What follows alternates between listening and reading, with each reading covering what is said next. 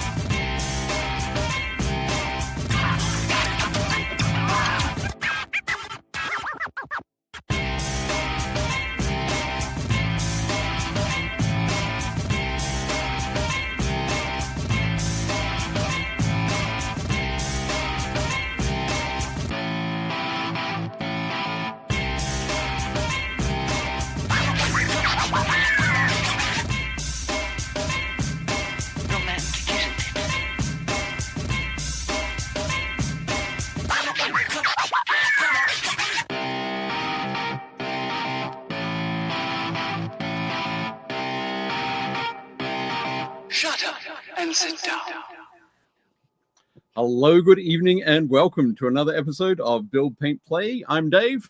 Greeting programs. I'm Jake. Welcome back. We missed you guys. We've been gone for 2 weeks. That's because we were hanging out with these handsome devils at No Open down in DC. So this is Mike and this is Owen.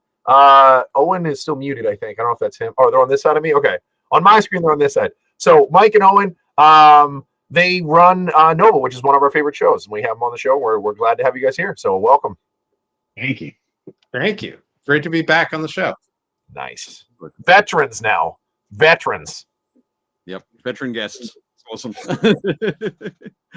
We say hi to a couple of folks in the chat. Scott Radham is here. Dave Hummel is here. Jonathan Palomo says, can't wait for the show. Also, he says, I already liked. Not, it hasn't even seen the show. Already liked it. Love it.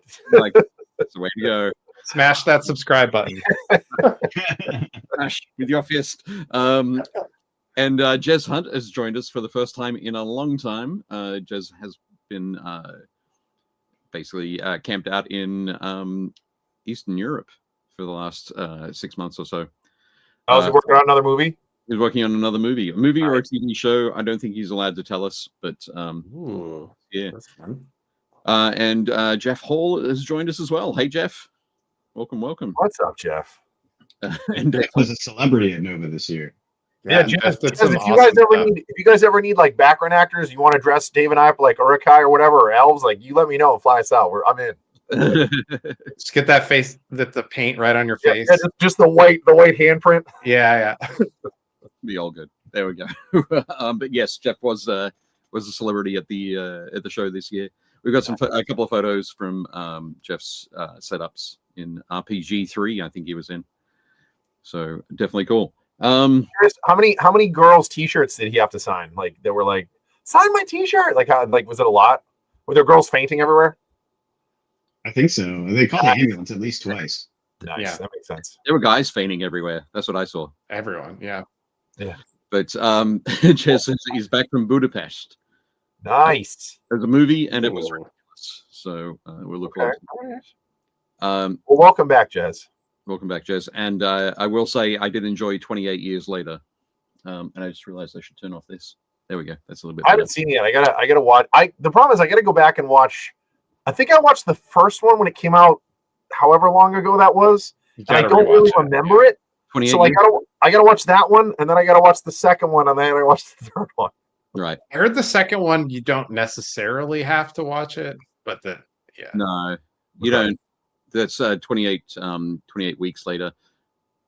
Don't look up 28 months later. That's a terrible film. It is not part. It's not an official part of the franchise. Interesting. Yeah. Oh, somebody made like a fanfic? It's like an asylum transmorphers kind of thing. Oh, I don't like that at all. Yeah, it's not good. So okay, well, I will not watch that one for sure. Excellent. Oh, he says part 2, the Bone Temple is that. And very looking forward to that. And Jeff said someone did offer him a tip. Oh, nice. Nice. No one offered me a tip. Did you get a tip? Oh, I didn't get a tip. He Didn't get a tip. No. He did politely decline, though. That's nice of you, Jeff. He's a class act, that Jeff Hall. Definitely. Indeed. Scott, they were crazy again this year, and I don't know. Is there a picture in this of the Helm's Deep thing? I have a couple. Yeah. I don't know if they got sent. All right, we'll talk about that. We got some good video on our Instagram too of a really incredible Lord of the Rings thing, which we'll talk about in a minute. It makes me almost miss my Lord of the Rings army. Almost. Almost. For that event, they provided everything. You just had to show up and play. Yeah. Like it was like more like a scenario. Yeah, drop in. When Dave and I worked for the company, like as a store manager, you were required to have an army for every system. Now they didn't count special range, but like if you were an employee, you were supposed to have a 40K army of some kind, a Warhammer Fantasy Battles army of some kind, and then a Lord of the Rings army.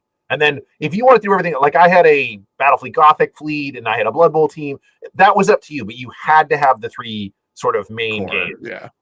So I think at the time I was like, I don't want to play, like I love Lord of the Rings, but I was like, I don't want to play another like battle game. Like I don't want to do that. And they were like, well, you got it. And I was like, okay. And then I was like, what are my favorites? And I was like, well, I'd want to do cavalry. So I was going to do Rohirrim, but then that list is still big. It's a lot. So then I was like, what's the smallest cavalry army I could do? So I did Prince Imrahil of Dol Amroth. Yeah. I think it's 12 or 13 mounted Swan Knights. And that's the whole army. Like they are disgusting. They hit like a freight train. Excellent. Jez, I think at some point in the future we'll talk again about Lord of the Rings. We had last year, just before Nova, we had Ben. No, sorry, who do we have on? Oh, for Lord of the Rings? Oh God, Sam Gallagher. Sam, we didn't have his brother.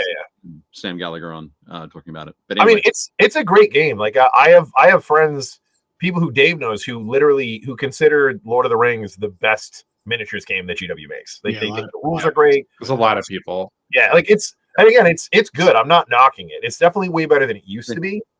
But it's a solid game. I mean, every edition they've done of that, I think they've done like the license and the fan base a service by keeping the game really playable, and it's really flexible, and there's so many options. And now that you have all the new stuff from like the newest movie, you can play like the wolf and like all the bandit dudes and like the hill folk, and like there's tons of options in that game. Oh yeah, from the animated one, the Rohirrim. Yeah, the War of the Rohirrim. Yeah. The Dunlandings. Yep.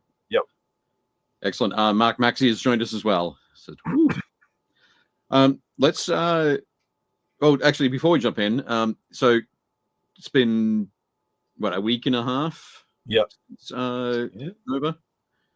Have you guys had a chance to do any fun hobby in that time, or have you just been decompressing the entire time?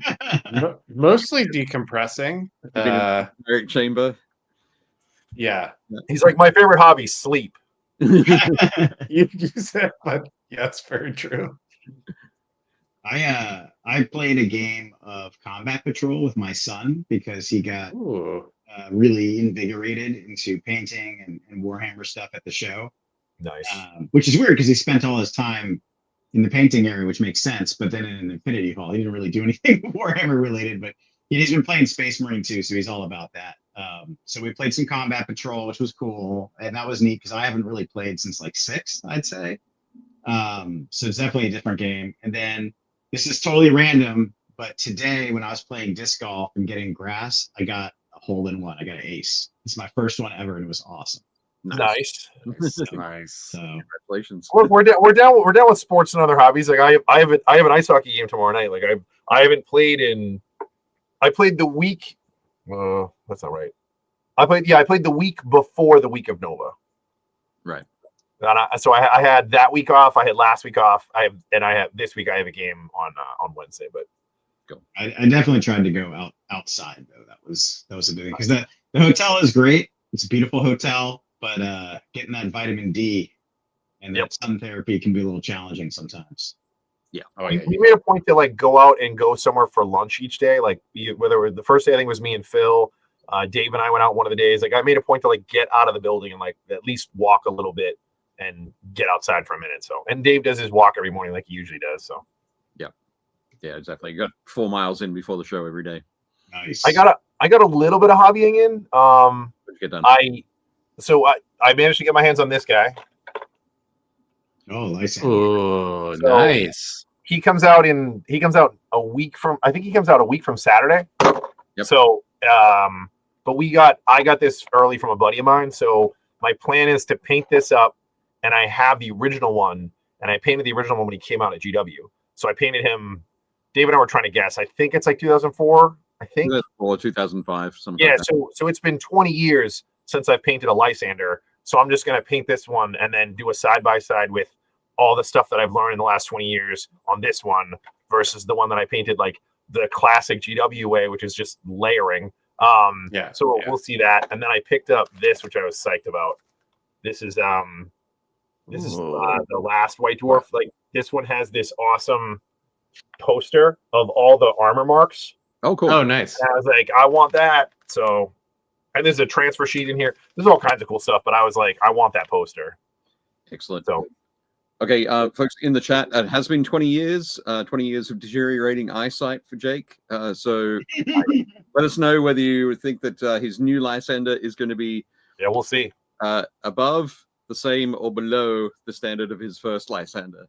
I had a good conversation with Sam and the guys on the factory team. We were chatting about it, and I was like, should I paint this Lysander the same way, just using newer stuff, or should I just try to paint Lysander to the best of my ability? And Sam was like, I don't think you should try to duplicate it. He's like, I think you should just try to paint Lysander. Like if you were painting him now, how would you paint him? And I was like, all right. He's like, and then we can kind of compare him. No, it sounds great. Definitely good. Jonathan Palomo says he's planning on painting Lysander for Golden Demon. Yeah. He's a chunky boy. He's pretty big. So Scott says, last year at Nova, at the pre-con middle class, I took a dude out for lunch, and he said he would take me out on day 2. The son of a bitch dropped the class and didn't come back for day 2. Yeah.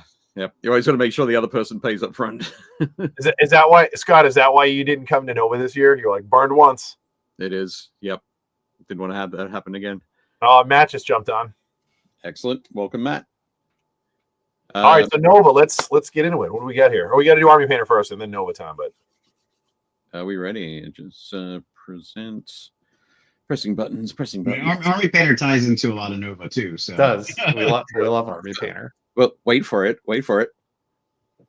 Pachow!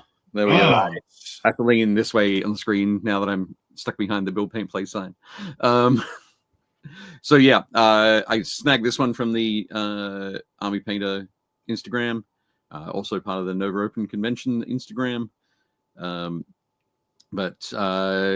So there we go. It says, since Hobby Haven's inception at Nova Open, Army Painter has been instrumental to its success. The Army Painter supplied Hobby Haven with all sorts of art supplies. All the art supplies we could have imagined: primers, paints, brushes, tools, basing materials, and more. Support to provide these to attendees for free. So yeah, it was definitely super cool. Again, the Hobby Haven was full the entire time, really. Loads of people getting last minute stuff done for capital palette entries or tournaments or events, or just continuing some of their class, sort of the hobby classes they were doing, the painting seminars, continuing their work on those outside. So excellent stuff. And as it says there, thank you, Army Painter. Thanks again for having us as part of the Army Painter factory team. I think we've got some more photos in the slideshow. Yeah, it's such a nice part of the show, that area. So we're gonna have a bunch of pictures from there. Yeah, I'll put a big shout out to Kat Johnson from Army Painter. Well, and Caleb as well. Have been friends of the con, participants in the con for years, but both with Army Painter and before that. And like, I know, like, for those who've been to the show, my like signature thing at the show is wearing like, the Nova beanie. But Pat gave me like all the colors of Army Painter hats. Yep. As a present. So like Awesome. now I could coordinate with any wardrobe. Yeah. Got all the hats. I think I was in the booth when she started grabbing those, and I said, "What are you grabbing those for?" And she goes, "For Owen," and I was like, "Oh yeah." Perfect. No, that's excellent. Next up, I'm gonna move that one. I'm dropping stuff all over the place. Sorry about that, folks. Here we go. We can't see that, so I shouldn't have mentioned anything. There we go. we wouldn't have any idea. I'm putting in this photo first. This is the BattleTech booth, or the Catalyst Game Labs booth. Loads of BattleTech stuff in there. Because I have to do my BattleTech update. Owen and Mike, I'm not sure if you know, but I'm currently preparing to learn Alpha Strike. Ooh. So the task I had that was set for me for this week was to pick a house or a clan that I was going to work on first. I'm going to go with House Steiner. Nice. Everybody knows. Classic. Initially, I was thinking I'll prime them all white and use like the speed paint markers or mess around with some speed paint sort of stuff on them. But then I thought, actually, no, what I want to do, I've been working with a lot of forced focus kind of paint schemes. So I want to try that same thing on BattleTech mechs. So I think I'm going to have a lot of fun doing that with the blue and white, or maybe blue and yellow kind of approach for it. So hopefully by next week, I'll have a couple of mechs painted up with that idea. So That's awesome. Very sort of dark down around the base and much brighter and more saturated up towards the top. So it should be fun. But yeah, huge booth, loads of events going on. Definitely cool. There's a huge number of people playing. They sold a ton. Like at the beginning of the show, that stack with the Atlas mech right in the front. Yep. That stack was twice that size. Yeah, it was up here, kind of. Oh, there we go. Yeah, it was up. It was way up. It was like almost twice the size. It was insane. Yeah. So they had a good show. I'm super stoked about the Aces box that's in the glass case on the top shelf, top right. Yeah. That's the rule book. Yeah, I want that box, the Aces box.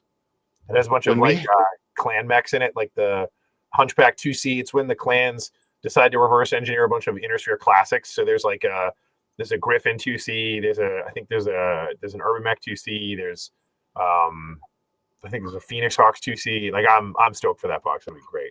Aces is a co-op and solo play. Is that what the thing is? Yeah, I think there's a co-op. Yeah, there's co-op mode, and I think there's a solo play mode, which I'm stoked about. Nice. Yeah, we had a ton of BattleTech this year. We had we added a whole bunch like the week before the show that people like went nuts over.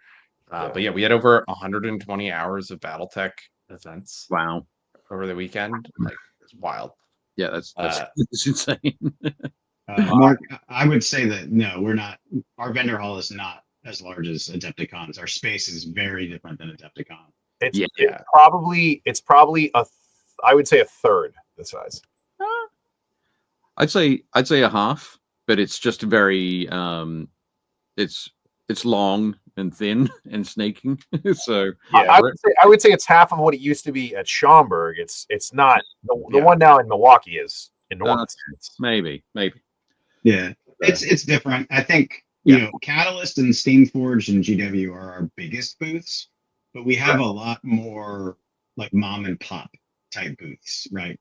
Yeah, individual busts and smaller publishers and stuff. So it's got a different vibe. I don't think it feels smaller in terms of like how stimulated you are to like spend your money. You just spend it and experience it differently. We have a lot of demo space integrated into it. Yep. So it's very activated. I think it feels maybe a little less like a vendor hall and more like a vendor experience. It's also a lot of hits. Where at most, if you go to a lot of big shows, there's a lot of like, oh, I know that company. Oh, I know that company. Oh, like Dave's local game store. Okay, cool. And then it's like, oh, I know that company. And then it's like, oh, Mitch's custom brushes from his mom's house. And then it's like, oh, I know that company. Like Nova has a lot more like, you're like, oh, I know those guys. Oh, I know those guys. Oh, it's a murderer's row. It's all, like Goblin Hut's there. Warsenal's there. Steamforged was there.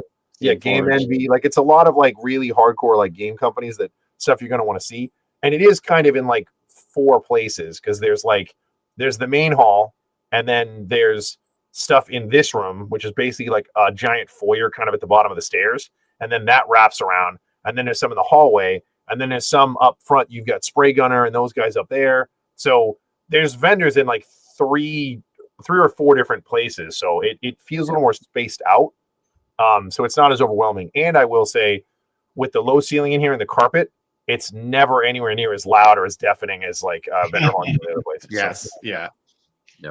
Yeah, Scott, you're asking about boutique miniatures. So at least in terms of painting miniatures or like specifically display pieces, there were a lot more of them this year.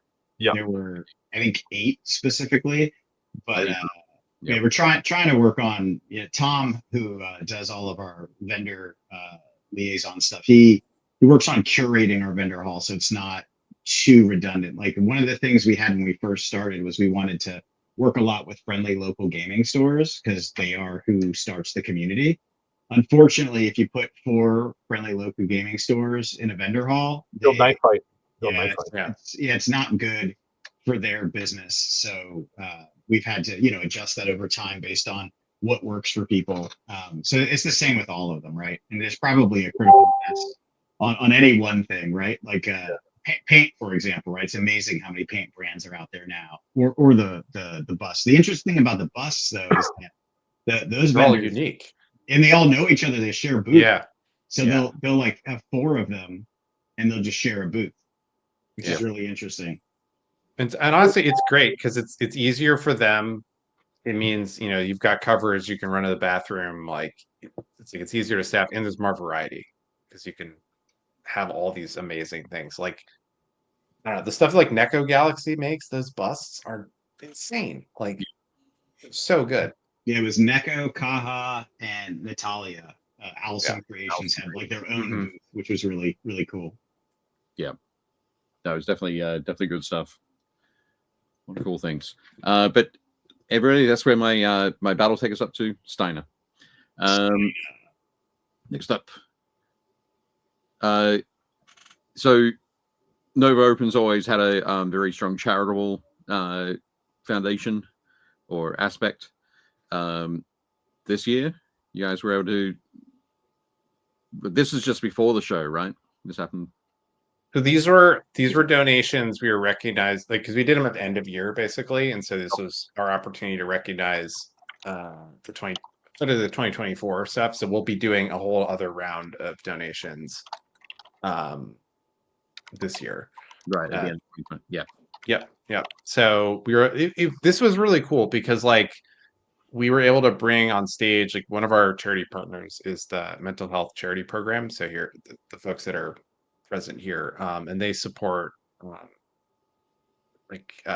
mental health services and like suicide prevention services for veterans, which is super important. Yep.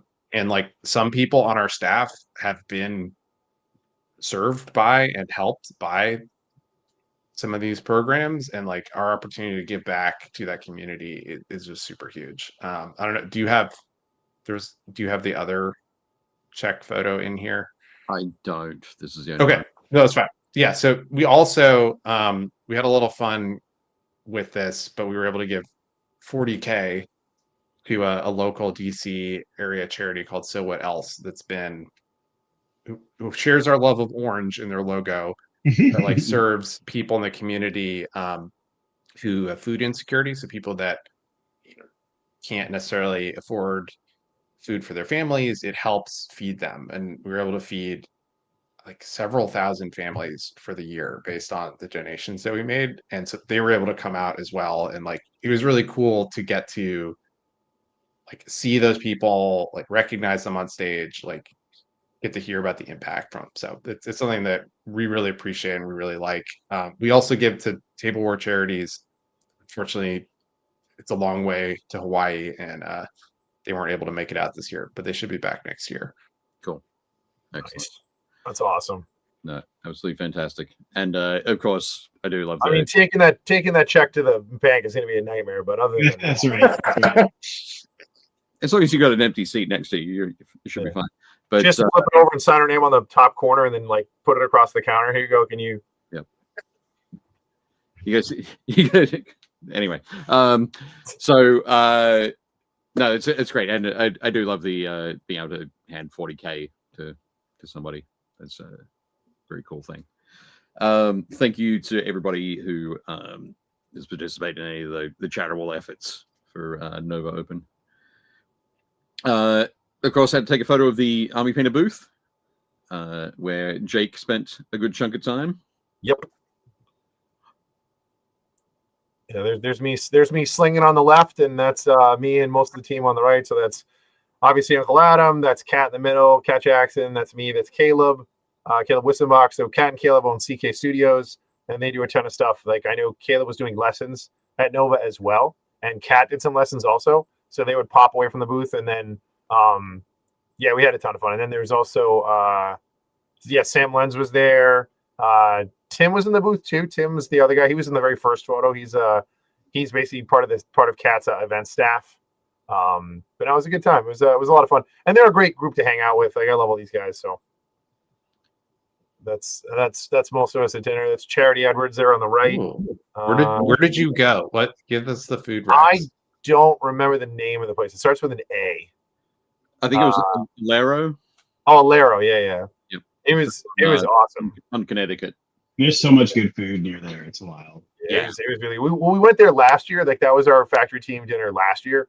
So we did the same thing this year. Went to the same place, and they were awesome. Like we basically closed the place down. The staff was awesome. The food was great. Like it's a really nice. And it's very colorful. It's very like bright and like welcoming when you go in there. It's just a fun place. Yeah. And we got sorry, I may have been listening somewhere else, but Blake Schroed there as well from Mantic, which is cool. Yeah, he's there. He's their event guy. And then on the left, that's Tim. That's Phil the Glacial Geek, and then Kat and Caleb, and then me, and then next to me is Blake, and then that's Charity, and then Dave. Yep. Uncle Adam, I think, had something he was doing that night, and Sam, I think, was judging. So otherwise, they would have been here as well. So no, we make him work. Yep. Exactly. Back in the paint mines. So there we go. That's enough of the Army Painter, except for them also sponsoring the Hobby Haven. But this was the Hobby Haven crew. Nice. They wear the same shirt as me. Oh my gosh, it's so embarrassing. How embarrassing. But this is Tim Young. Is that right? Yep. And his wife Rebecca there. They're kind of they run the Hobby Haven area, and this is their team that's just getting bigger every year. And this is kind of their core people. There's also people that just come in for like a shift or two every now and again, but it's literally a full-time department to turn the seminars and keep the hobby space active and clean and ready for people. Yep, absolutely awesome. But yeah, they did such a fantastic job. It just everything felt very seamless. Whenever I was in there, there were no problems. Everything was moving. I'm sure it was all sort of ducks swimming kind of. Honestly, no. Like this is so this is the 4th year that like we've been in charge of things, and like this is definitely the first year that it really felt like smooth. The staff kept like looking at each other and being like, did we forget something? Like, is there something we're supposed to be doing? Like, why are we not freaked out right now? And that like good planning and getting reps under our belt like really helped this year be awesome. Yeah, that's awesome. Very cool. Very cool. Next up, talking about the hobby seminars. So I think this one's I see Vince up there. Vince, yeah. Signature apron. Yep. Yeah, this is the setup we have now. Game Envy has worked with us to make sure we have lights everywhere, and then you can see Red Grass hooked us up with all sorts of wet pallets and cups and stuff. And Monument provides the paints for inside the seminar rooms here. So I think it's a really nice setup. I've taken classes at a bunch of places, and so we always try to listen to the feedback that people give us on the surveys. So I think we're pretty close to where it needs to be. We get a good mix of natural light and the Game Envy lights together. Yep. How many? Do you know how many seminars we had this year? Indeed. So I was asked to provide stats. So one cool thing that we have was that So this year we had, let's see, 132 art classes and seminars. Wow. And that was 419 hours of class available this And weekend. they were full. Like I think we were over 85%, which is that's also a big number too, right? You can have a whole bunch of spaces, but seeing it filled up is really, that's Dan Osborne, who really works to curate something that is intriguing and doesn't clash, like we were talking about the FLGSs. The artists, sometimes you have to curate the classes and time them out right. I mean, he even looks four-dimensionally at the schedule to make sure that, like, if you missed this one, there's someone else teaching it later, that we don't have two airbrushing classes at the same time, whatever it is. So it's a lot.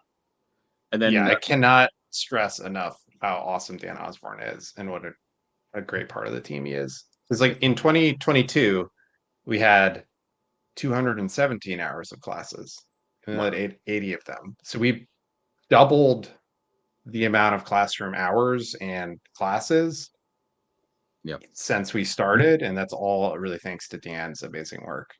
Sure. And the artists who turn out to get the classes. Yeah, that's also Dan and Tim, right? Like the artists have to trust us to be willing to come out and give it a shot. Yeah, absolutely. And all the artists I talk to are like, oh yeah, I'd love to be back next year. Absolutely. And one of the other things that I was gonna say is that then I go and throw a spanner in Dan's works by saying, okay, we have all of these artists who are going to be judges for the Capital Palette. Can you? Dan must love you when you do that to him. Pardon? Dan must love you when you're like, oh, I'm gonna have to steal all these guys that go doing classes to go judge stuff. Please don't put them on for Saturday afternoon or Sunday afternoon. Don't worry, we planned for it now. Yeah. But honestly, like, it's a cool thing too is, like, I'm sure people who watch this channel are very familiar with your books, which are on the shelf over here. But like, so many, I'm kicking myself because, like, so many of the artists of the books, the painting series, are here as either as teachers or as people participating. Like, I missed my opportunity to have everyone sign, but it's so awesome. It's also a huge stack of books, man. I think about it every year. Is, and I'm like, how am I going to bring all these books down? Yeah. Maybe just get some. You have to get some, like. Maybe I'll have to print some up, some little book plates. Oh, there we go. Yeah. So you know what? That's a good idea. Yeah, like your book. This book belongs to the library of, and then yeah, that's great. The artist. We'll do something like that. But there yeah, Kickstarter add-on. Yeah, nice. The next one we've got. So 2 new teachers and judges that we had this year, which is super cool. Who are these folks, Mike?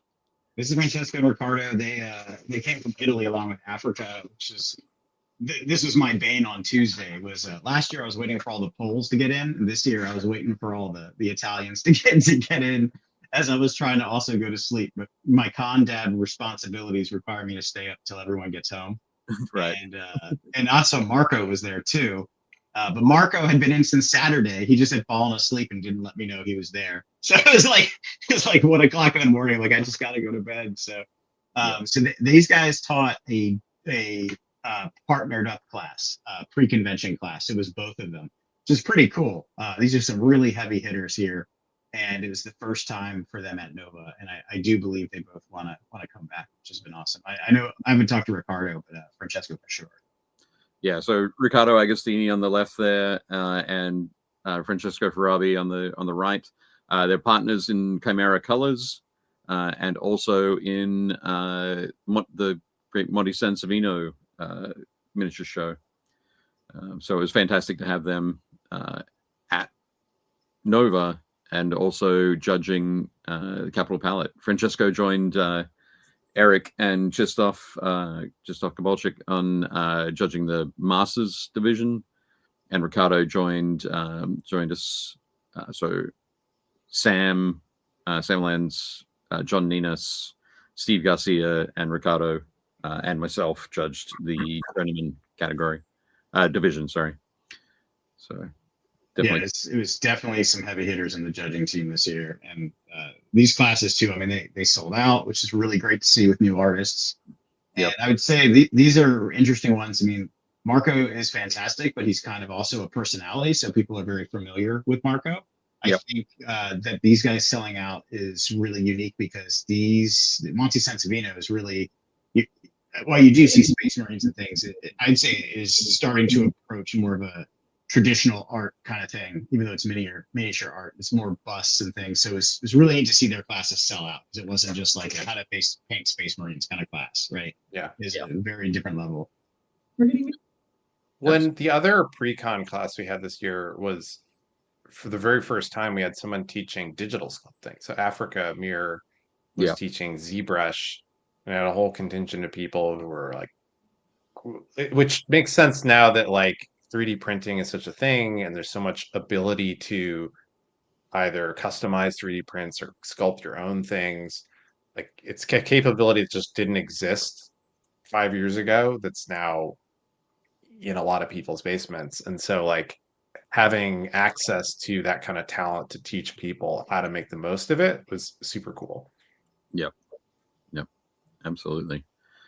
Matt Bowles says, also, I was impressed with how many artists who were doing these, running these classes, would then go through the Hobby Haven and speak with people who are painting there as well. So this is part of that enthusiasm, really. When you get off sort of, you're on that high after teaching a class of folks how to do a particular thing, and then you just want to keep talking about it. Definitely great. But and Scott, did they both sign on with Verco's? No, Ricardo is going to be the museum director for Verco's Vault. Francesco is not part of the Verco's Vault team. He's going to continue to be part of the Chimera Colors and Monty team. But Africa did sign on. She's the creative director for Verco's Vault. So Verco's Vault, also a big sponsor of a lot of activities at Nova.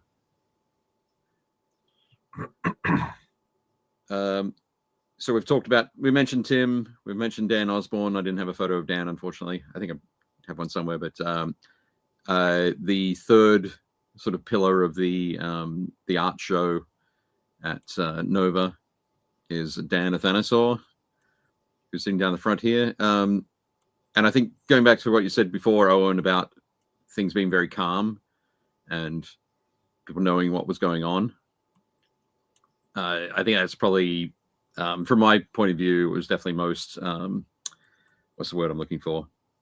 It was sort of displayed most with Dan this year.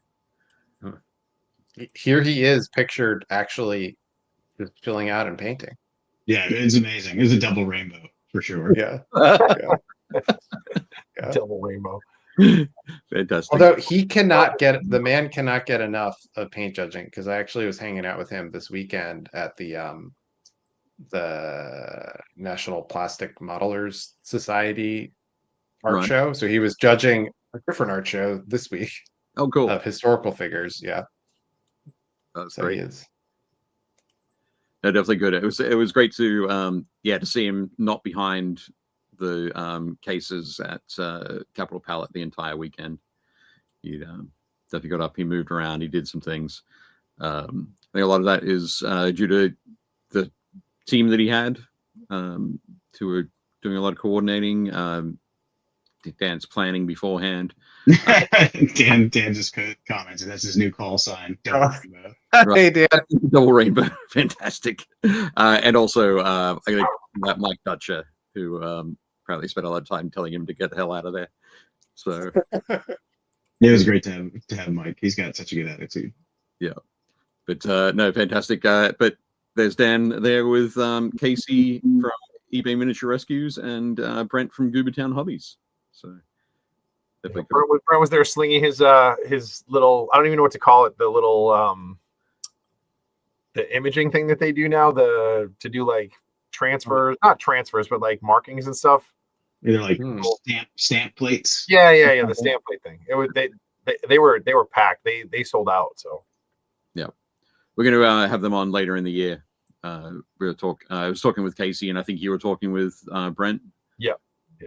So they're definitely excited to come on. We're going to work out a good time that matches up with a product release or something like that. One of my favorite videos last year that came out after Nova was Brent's video about him trying to go undercover at Nova. Yeah. And he immediately was called out by everybody. Yeah. He came as like an elf ranger, and everyone was like, "Oh, hey, what's up, Brent?" So Yep. it's so good. He's like, how did they see me? There we go. Yeah, Matt says paint stamping they sold out on Saturday, so that was cool. Pretty cool. Next up, so I took a class. It was kind of funny because I was telling people, "Oh yeah, I'm doing a class," and they go, "Oh, what are you teaching?" And I'm like, "I'm not teaching anything. I'm going to be taught Nice. how to take better photos." So Christian Schmidt, who we've had on the show last year, we talked about all sorts of aspects of photography, and then it was a semi-private class. So it was Christian, myself, and these three fine folks. One of them being Jess on the left there, who's another important staff member at Nova Open. Her hobby is photography, so she wanted to come along and see what she needed to learn about miniature photography. And it was a great session. It was like a 3-hour class, a lot of great ideas, and I now have like a list of 5 things that I have to do to improve my setup and approach, my own self at the end of my basement here, over this way. When Christian led up the photography team for Capital Pal, which was a whole new department we created this year based on attendee feedback, which was we needed to up our game on photography. So Christian came up with a plan.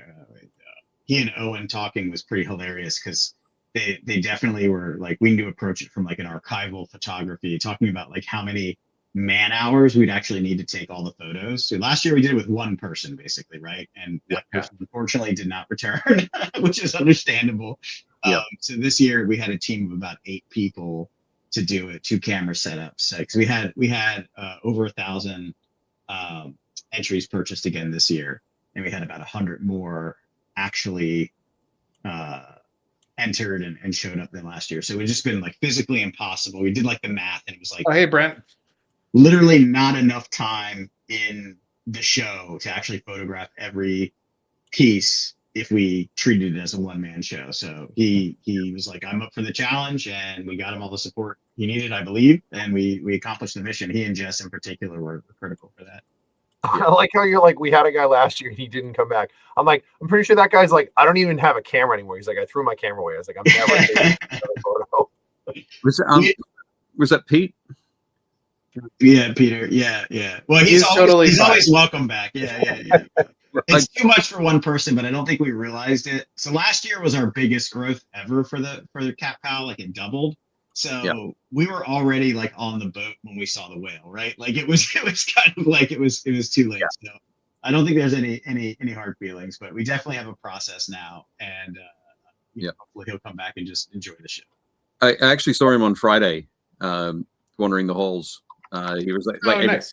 He was able to come in for like one day, and it was very cool to see him there. But no, you're absolutely right. The whole whale boat analogy was definitely a right one. But we do have some photos of the photography setup a little bit later.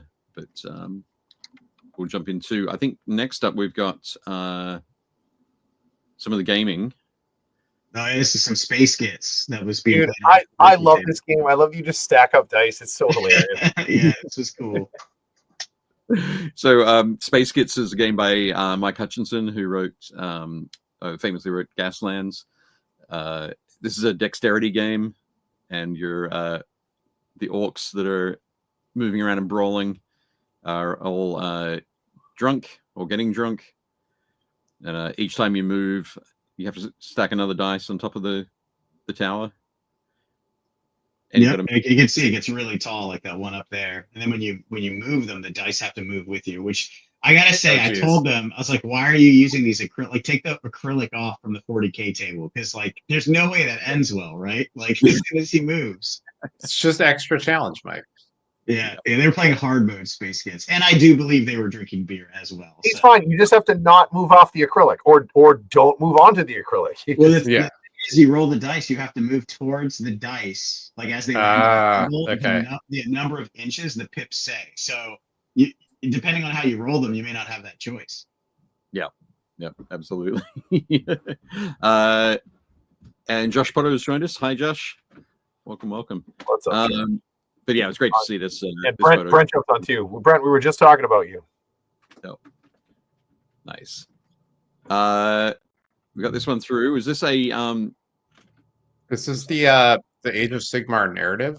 So they do a big like siege battle every year where they line up basically their apocalypse game of like a wall running down 30 feet of table and let's go. That's awesome. Battle. Yeah, that I see one of my favorite models on the bottom right there. That's the Angry Cabbage. That thing's the best. I love the Angry Cabbage. What is the Angry Cabbage? The Angry Cabbage. Hey, what's up, Ben? Oh, nice, Benson. The Angry Cabbage is the I forget what it's actually called. It's the weird dragon thing that the big orc war boss rides. Maw Crusher or something like that? Yeah, the Maw Crusher. So it literally looks like someone took a dragon and a gorilla and mashed them together. So it's like really squat and really like top heavy. And then the idea is it's, like in a dragon, its fingers are the wing bones, but it walks around on its knuckles because it's like a wyvern. So it only has like its front arms are the wings. So it stomps around on its knuckles and its little stub tail. And its rules are great. It has this whole thing where like if it gets into combat, it gets mad and it stomps around on its knuckles and crushes stuff. But on the box, it's painted all green, so it looks like a cabbage. Just layers of. But that's why he's called the Angry Cabbage, because he looks like a cabbage that's all wrapped. Because his wings are like wrapped around him. Yeah. But it looks like a cabbage. Like I love that model. Yeah. These guys do a great job, and this isn't the only thing they do in the narrative, but this is kind of the penultimate battle they do. And I don't think I sent you a picture, but when the walls get breached, he has replacement pieces for it. Oh, cool. Which is pretty cool. Yeah, that's always good. You can quickly stand back afterwards and see the destruction that was wrought. I'm gonna try to play more stuff next year. I had some guy message me, like I played in so Ben's in here now, so I played in the Horus Heresy Brohammer Bash, which was a blast. And nice. One of the guys was like, "Oh, you should come down and play ZM," and I'm like, "I didn't sign up for that." He's like, "Oh, we're gonna have spots, we always do," and I was like, I'm like, "I'm good. I have a bunch of other stuff to do." But I was like, I probably should have played a handful of games of ZM too. Yeah. The 30K guys put on an amazing show. I think I've got a photo of Ben a little bit later. Oh, nice. Here we go. But Blood Bowl as well. Blood Bowl is always super popular at Nova. These are old school. That's the old school. You got like three generations of teams here. Yeah, I thought it was just a cool one to show. That's awesome. Yeah, this area has a really strong Blood Bowl presence anyway, but Nancy does a great job, and this year Kyle joined her team. I knew Kyle from our own local leagues or whatever, so it was really cool to see folks I played with pre-COVID like kind of organizing the thing. And Nancy's been with us for forever. So this was a big event. They had like every format of Blood Bowl. It was so wild. But this was just a cool diorama, right? It's like 3 generations of humans. And I love it. It isn't just that; it's the boards that came in those boxes, in that particular. Yeah. Good observation. So like this is the second edition Psychostyrene, not Psychostyrene, but the polystyrene board. The Dungeon Bowl? No, that was just the second edition Blood Bowl came with the. Oh yeah. I forgot about that. Like that was the pitch. Like, yep. Yeah, gotcha. Yeah, it was like a giant stone arena floor. The third edition is this pitch here, and then 3.5. This is one up here. The new plastics are so nice. Like they're like all the new kits look great. Like the Black Orcs are awesome. The Vampires are super cool. The Lizardman team looks dope. The Norse team is awesome. There really isn't a bad looking team. The Skaven team is like one of the nice looking teams. What was that, Mike? Specialist games. They get it right. Yeah, absolutely. Brandon has joined us as well. Hi, Brandon. Welcome. What's going on? some Gaslands. Gaslands. Yeah, we added it this year. We met some guys at another con that were running Gaslands, and the Nova team that was up there actually kind of just took over like a whole event. We all had signed up for it, and we were like, dude, we got to have this down there because Gaslands is such a good convention game. It's fantastic. So I don't think these were the cars from it, but they actually did a grab some cars and go to Hobby Haven and build your cars and paint them, and then learn to play event. And then they also did their regular organized events. So this is really cool use of a lot of different spaces at Nova.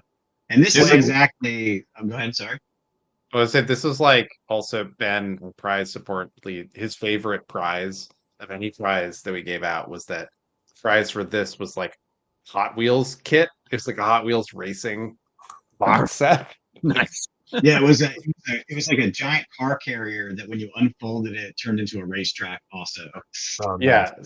But they're so easy to shop for, right? Like every time I'm in the grocery store, I'm always digging through that bin. Like I don't need any more Gaslands cars. I just can't help it for like $1. Like, are you kidding me?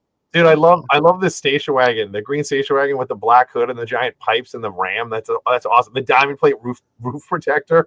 Like Yeah. But I'm like going to get groceries in the hellscape.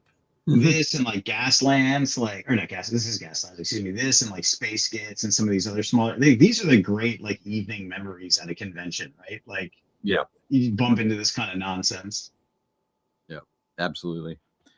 It was very cool to see that. Speaking of nonsense. Oh God. So this is an enormous floor hammer game. It's a thing. So many vehicles. Yeah. Was this part of the? You need them. They have a warlord over there. Like. Yeah. We had a whole bunch of different floor hammer things. I don't know if we have pictures of this, but we've been the last couple of years. On Thursday, we have this thing. It started as Mana Warcry, so it's Warcry, but also Mana War. So they built these like ships, and they had a giant blue tarp, and it was like a sea battle, but Warcry rules. And then they were like, how do we one up this? Let's do Mana Warcry in space. And so then they turned it into like space, and they built like enormous flying like a whale creature and like star ships and stuff. It's still Warcry like on these floating ships and stuff. So that's always Thursday, and then the rest of the time it's a whole bunch of different Titan things. So it's like this one I think was the Titans on the left there are all there's a fend, and then everyone it was like meat grinder, throw people at the warlord and stuff. Yeah, it was a blast. I think everyone had a respawn, so like everyone just kept like respawning and coming back on, and they get blown up, and the usual chain reaction, like oops, the reactor exploded, and then it blew up the next one, which also reactor exploded, and then it blows up everyone. So another funny thing to show in this picture, if you guys look to the left, you saw it in the check photo earlier, but those black and white photos, that's the presidential walk. So this is the presidential Hilton. So that's literally where the president would walk out onto the stage that they're playing this on. This is where you've heard me say Obama dropped the mic here. So this is the same stage that like the presidents address people on. We're totally have taken over with Warhammer, which is so cool. Yeah, that is awesome. So Kel Reva has joined us. Luis is here. Nice. Welcome. And Osborne. Oh boy. There he is. Oh, Dan, you missed us singing your praises. Well, hopefully he did hear them, but he just jumped in when he heard Titans. Oh, okay. My screen is already getting weathered just by Dan being here. Yeah. Cal has joined us. I was raised a poor-old child. He says awesome and fantastic. Ben says I'll continue singing his praises. Nice. But no, it's definitely cool to see this sort of gaming, and a lot of people having fun doing it. I know I don't have the physical fortitude, the stamina to spend that much time on my knees pushing models around on the floor anymore. Oh, so many jokes. I'll resist. Last year, my son was like just for somebody. they were like, "Oh, your son can participate," and it was really quite clearly I don't want to have to like sit here the whole time. We'll have the young guy go stand in the middle and roll the dice. Excellent. Fantastic. Actually, Matt says, did someone say singing karaoke? Karaoke. We do have some photos for karaoke a little bit later. Oh, yes. Nice. We got this photo. There we go. This through Is this the best you can muster, Saruman? I think he's going to do pretty well. He's already got there's already 3 ladders up against the wall. Yeah. This is before they added the models on, but this table was bananas. This was a scenario people could just come up and it was like I think 4 pods throughout the day. So depending on what you signed up for. This is actually funny too because this year Stephen Box was helping us out with some video stuff, right? And I took him over. I was supposed to give him a tour of like some of the cool stuff you should capture, right? And he's like, "Oh, that's pretty good. It's almost as good as what I did when I was like in junior school or whatever." And I thought he was just like busting our balls or something. And then he just kind of started looking at his phone. I was talking to these guys, didn't think anything of it. And then like 5 minutes later, he starts like scrolling through these pictures of this paper mache one he made when he was like in primary school. Yeah. It was crazy.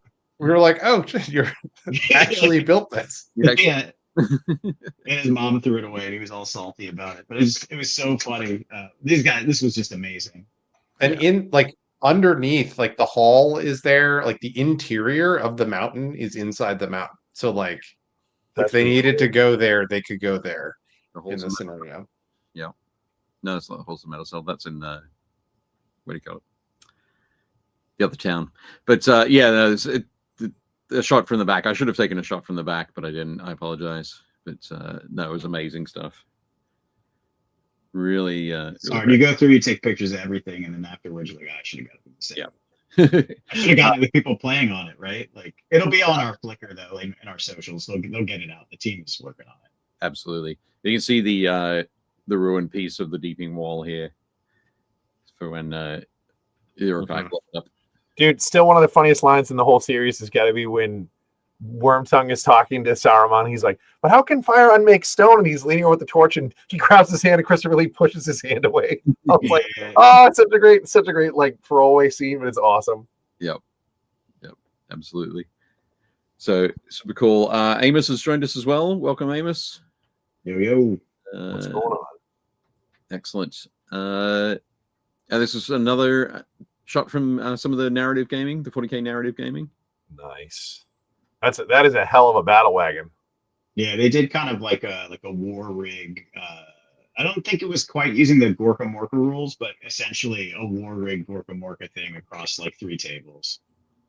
Yeah, that looks great. You can see the just looted vehicles, sort of left, right, and center. I mean, that's why that tank is in front, because it's painted red. Yeah, that's right. That's right. Absolutely. Oh, I just noticed this overturned tank here as well. Oh yeah. On the right hand side. But no, that looks awesome. Still one of my favorite things from 3rd edition. You'd take a looted Land Raider, put turbo boosters on it, armor plates, and paint it red. Now you have a Land Raider that basically can't ever be penetrated and moves 16 inches. Like is a looted vehicle still a thing now? I don't know. No. I mean, yeah, but it's like a generic. It's just like a vehicle. Like when you could actually take different vehicles and they were at different points was insane. Yeah, Jake doesn't get to do the win at all costs thing. Oh, it was the best.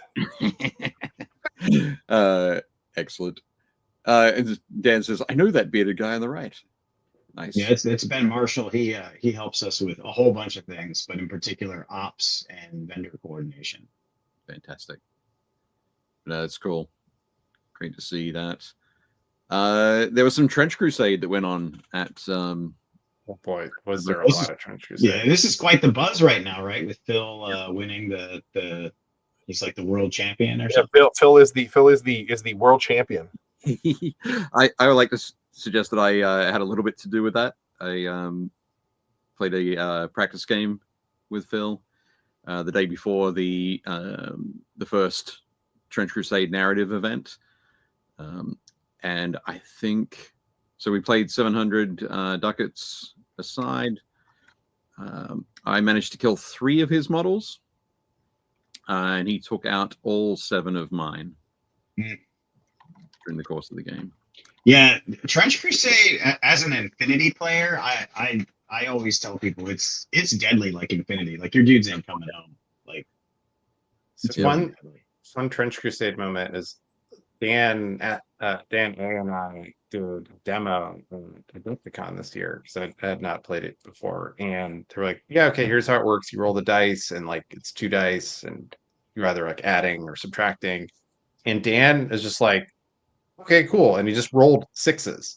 He rolled like 4 6s. Like, all right, roll to kill. 3 That's how you 6s. do it. It was like your guy dies, and he's like, "Okay."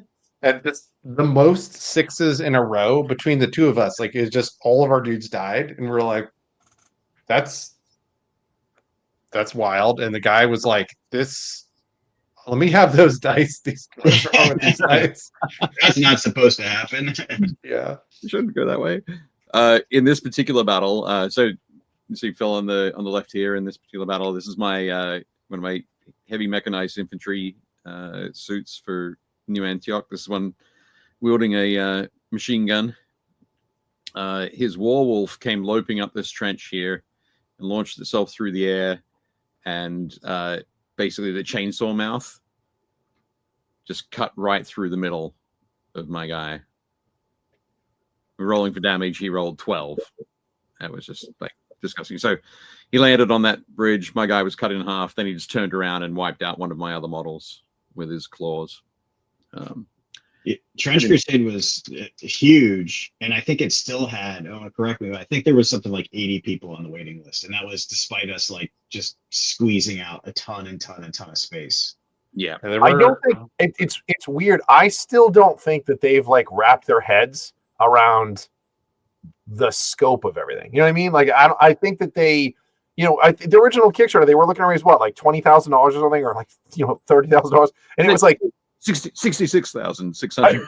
Sure. So it was like, hey, I want to be able to make enough of this game that me and all of my friends, that because we designed it so that we can play it, and then anybody who wants it, like, we'll also help you out. And then it was like, oh, that's a lot of money, and they were like, what do we do now? So I don't think that they really planned for this. I think that they are literally growing as we're watching. They're like, we should hire somebody to do that. Oh, we need to create a new department that we didn't even know that we were going to have in a company that we didn't plan on having. So, well, I will say, we coordinated a lot with them since Adepticon, and I think, they've instituted their equivalent of a press ganger. It's called the missionary program, and I think their missionaries are really giving them the feedback that they need. Because they're the ones providing these tables at events. They're the ones providing the bodies, and I think they've been really smart to listen to the community leaders, right, that have fit into those roles. So I think they're doing it right. It reminds me a lot of how the Infinity Warcore system works and how press gangers were, at least when I played War Machine back in M1 and M2. So hopefully, they'll be able to keep it up. I think they will. I mean, this was really well done, and a lot of that is the folks. I'll call them volunteers. I don't know what their agreement is, but they're missionaries, right, that represent the community, making it happen for the community. I think that was really smart. Yeah, absolutely.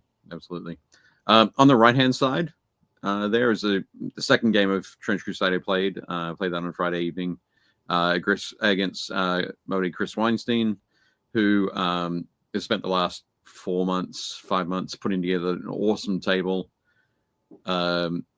He played with Court of the Seven-Headed Serpent. I played my New Antioch Prussians, and this particular one, we played 900 ducats, and he took out. I think I conceded when I had like 2 models left on the board. I don't know what sports team Chris wears that jersey for, but I can always recognize his sleeve. I think that's one of the pieces of gear he brings to conventions. Yeah, he was working at the during the day. He was working the AK's booth. And in the evening, basically he brought the table along. We set up the table, played the game, and then he broke down the table and packed it away. But yeah, it was great. I first met Chris back in the Dark Age days. Chris is awesome. Last year he stepped up. We needed someone to help run Fallout, and he was like, "I'm totally down." He printed out a ton of tables. He got it all done. He's con family, man. Wherever we go and see Chris, it's so awesome. Absolutely. Okay, this photo, you've got to explain this one, Mike. So this is starting to get into what's called Infinity After Dark, which there are some pictures interwoven here because this has kind of become like a fight club kind of thing about Nova. So this is my son is so After Dark is like a RPG style Infinity game where you go from table to table and do stuff and fulfill an overarching story. So this challenge here is he is the Sphinx. So that Sphinx down there, you have to answer his riddles or solve puzzles. Otherwise, he would physically shoot your models with a Nerf gun. Okay. And destroy them. Wow. So that was his thing. Originally, he was under the table, and the Sphinx was there, but no one could hear him because it got loud. And this year, the theme was the Matrix. So everyone who was a DM or assisting was wearing these sunglasses as their kind of like agents of the Matrix. Right. Nice. Did you have a great time? Yeah. We one thing that's really cool is my son has there's a few good friends of mine where he's able to he's allowed to text with them, and so Charlie, who is a good friend of ours, he reached out and was just like, what do you want to do? Do you want to play? Do you want to be a DM? Like what does After Dark work for you? Last year he was like a screaming war boy. The year before he just played as a character. So this year he said, hey, I want to help out. And they worked together to come up with this role for him. So I think that's really cool. It looks different for everybody what they want to get out of an event like this, right? So no, that's awesome. Very cool. Oh, there we go. There's Hey, there's Ben. Look at those handsome devils. So Ben's in the chat. I can't remember when this was, but it wasn't too deep into the Heresy events. you guys look pretty fresh. Yep, he does. You can see his eyes. His eyes are still fresh, Sharp. You look very hydrated. Yeah, yep, exactly. But no, it was great to catch up with Ben as well. So we had Ben on in episode 3 of this season. We're talking about Horus Heresy list building. So if you want to learn more about that, go and check out that episode. Fantastic. So Jeff sent me a couple of photos. Jeff Hall, who was running RPG games there. This is one of his fantasy setups. So is that obviously those are all Monster Fight Club trees in the back? Is that all Sarissa stuff in the front? I think it's all foreground. Foreground, okay. That makes sense. Yeah, because of Nigel. Yeah, he had a couple setups. This is just one of them. So he took over. We have a private room for like immersive RPGs. And so this year, Jeff was nice enough to offer up this huge table and all his stuff to run those events, and they did really well. We're trying to grow RPGs, and as a wargaming convention, sometimes it's hard because there's not as much crossover as you might think for showing up to a con. So we're really trying to work on getting more people to come and play. One of the things that's cool about the RPG rooms at Nova is they're converted suites, so they have private bathrooms and they're away from the really loud halls. Makes it challenging from a visibility standpoint, from like a quality of space standpoint. Once you're there, it's like couches, it's quiet, windows. It's very nice. That's great. Jeff's in the chat there, and he says, "I have so many plans for next year. I've already been planning a huge list of games." Oh yes. yeah. I might sign up for some. I might sign up for some of that. I could use a little bit of like kind of quiet time. That seems like a nice recharge. Yeah, absolutely. And that crazy thatch tower off to the right, that thing is awesome. Oh yeah, that's cool. Yeah, that thing is cool. Look how tall that is. Yeah, that's oh no, this is the inn on the left, I think. But yeah, it's the enormous watchtower. But yeah, last year I played in the private room. I played a game of Dread, and it was in a candlelit. It was 10 candles, so it was just lit by LED candles. Oh yeah, that's my buddy Steven's game. Yeah, and the way you interact in Dread is you basically play Jenga, which really adds to this like physical distress. And it was a cabin in the woods was the theme of it. So like no one was going home. It was really cool, very immersive. Nice, excellent. And Jeff also sent this photo. So he played a Star Wars RPG as well. Nice, so cool. And it's a great one. A little bit like the the scene from Force Awakens, or the sequence from Force Awakens. You've got the that is very like Mos Eisley. You got the little old school speeder in the front middle. right. Yeah, I think this. Oh yeah. Yeah, Like, this could be Tashi Station for all we know. This could be Luke picking up those parts. This is an alternate reality where he goes to pick up those parts.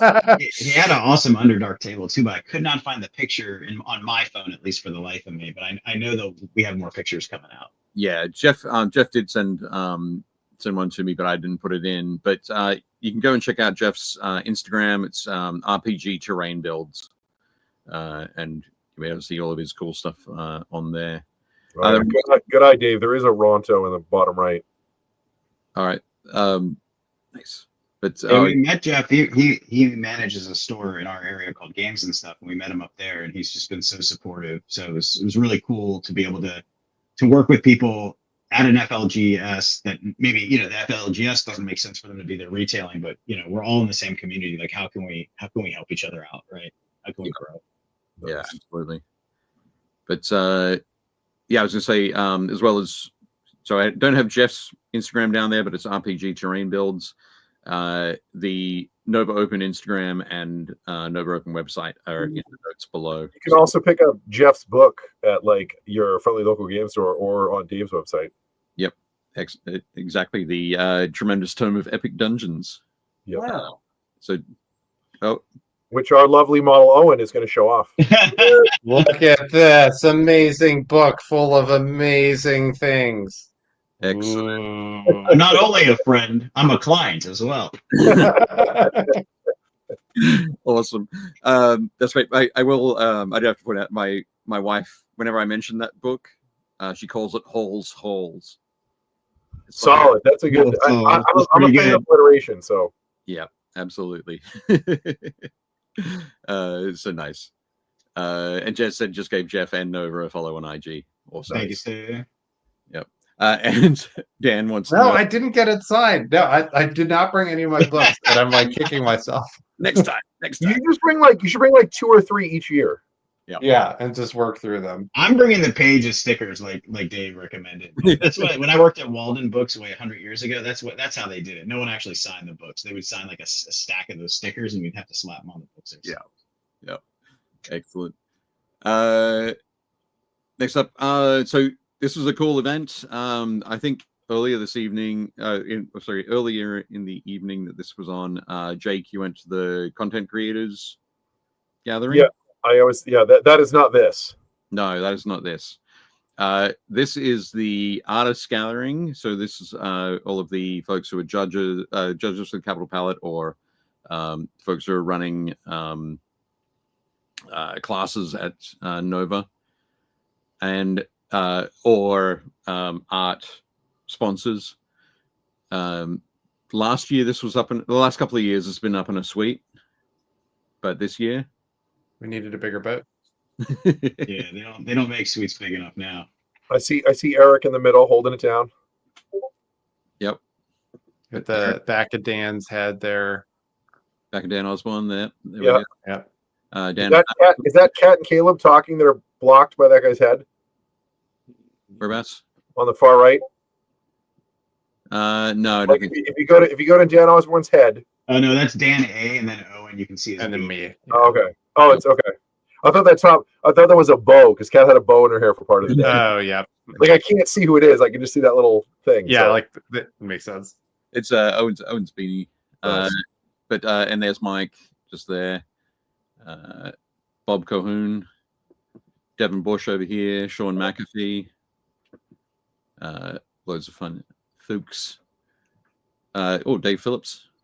There we go. But this was, I think, at this point, Owen was talking to the assembled artists and thanking them all. But once again, very cool to hang out and have that focused ability to meet some folks, chat with everybody. I think it went well. The big thing is thank people for, again, like I mentioned before, trusting us, right? Like getting in here, being a part of making it grow, making a part of being awesome. Yeah, absolutely. I get to spend a bit of time at this talking to Marco Frazzoni. who I haven't had a chance to talk to before. So it was really cool. And by that, he speak in real life. He speaks exactly like he does in his video. Yeah. Which is nice. Yeah, he's super. He was great. He was super great to work with. Yeah, that's awesome. That so there are these sort of things that happen around the convention, including. So I mentioned Bob Cahoon here. He ran a painting trivia event out in the courtyard one evening.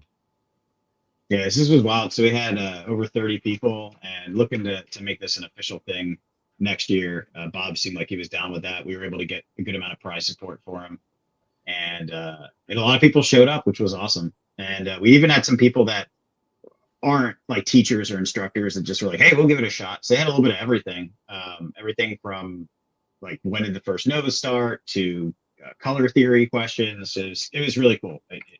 There was even the art of question as well. There was, yeah. That was funny too, because there's a few people who have books here, and they were all kind of spicy about it. Yeah.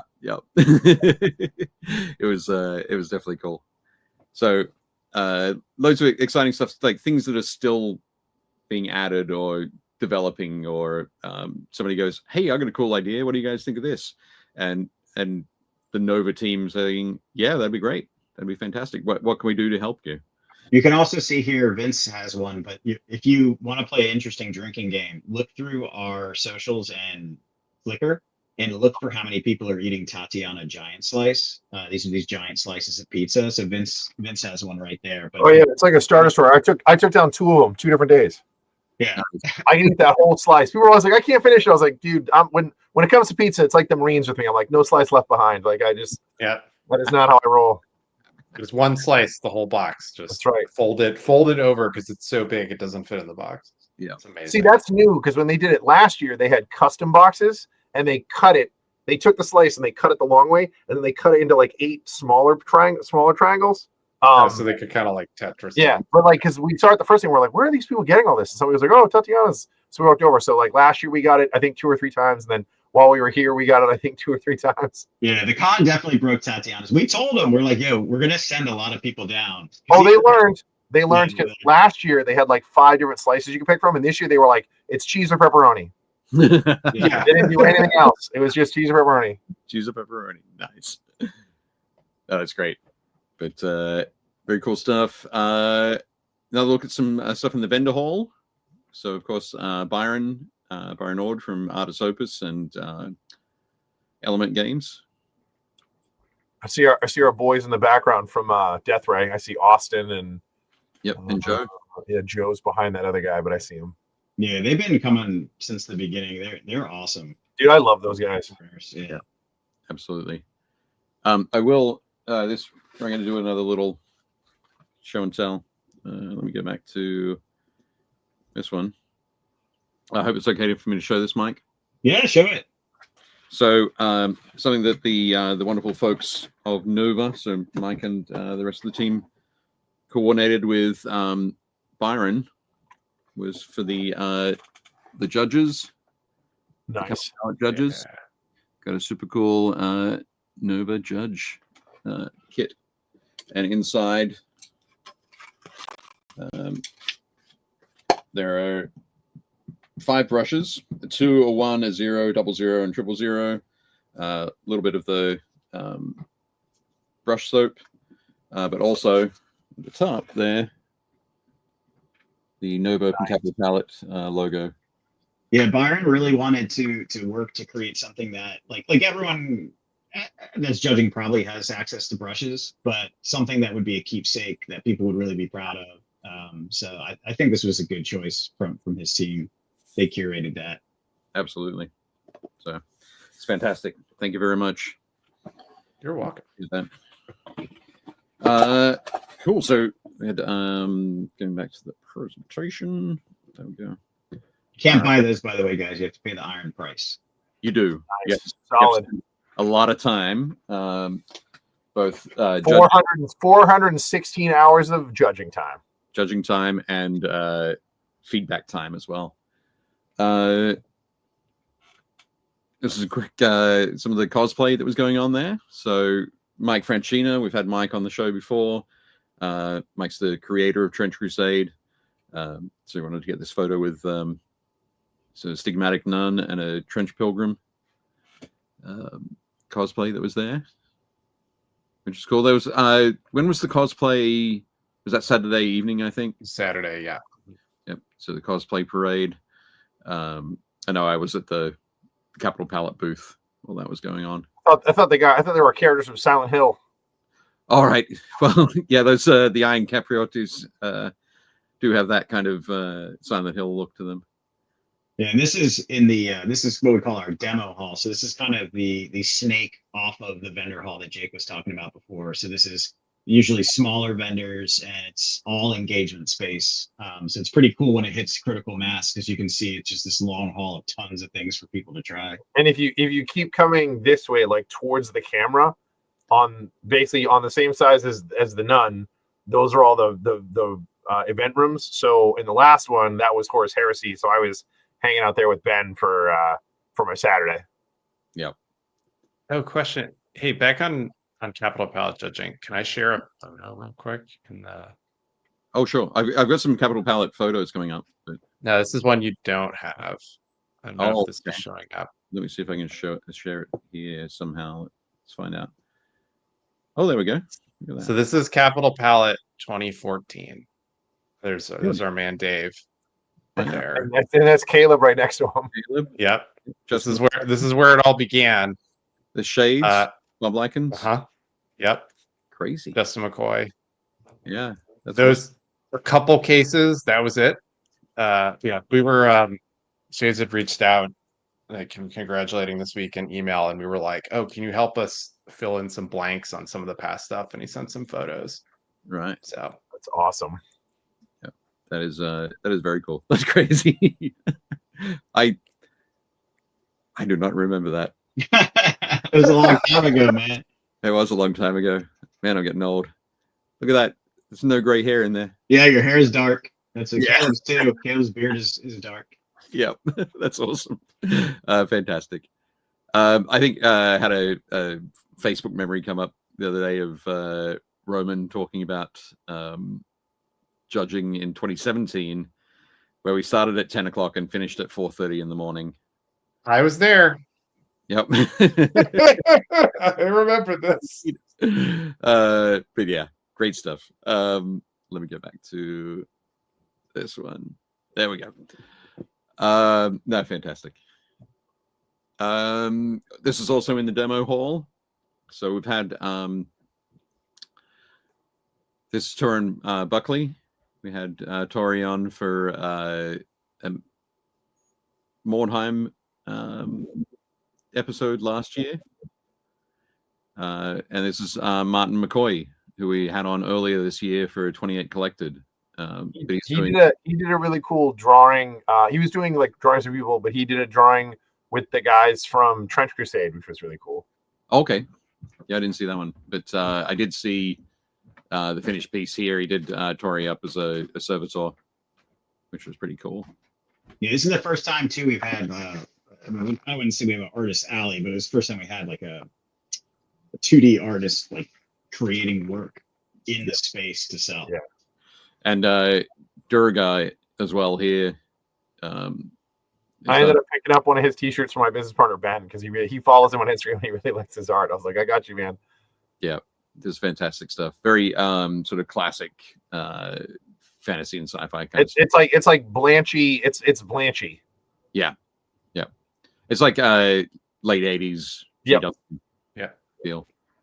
But yeah, very cool to have those there. Next up, I mentioned before that there are some photos that I didn't quite understand. So there's probably some photos that should go before this. Oh, okay.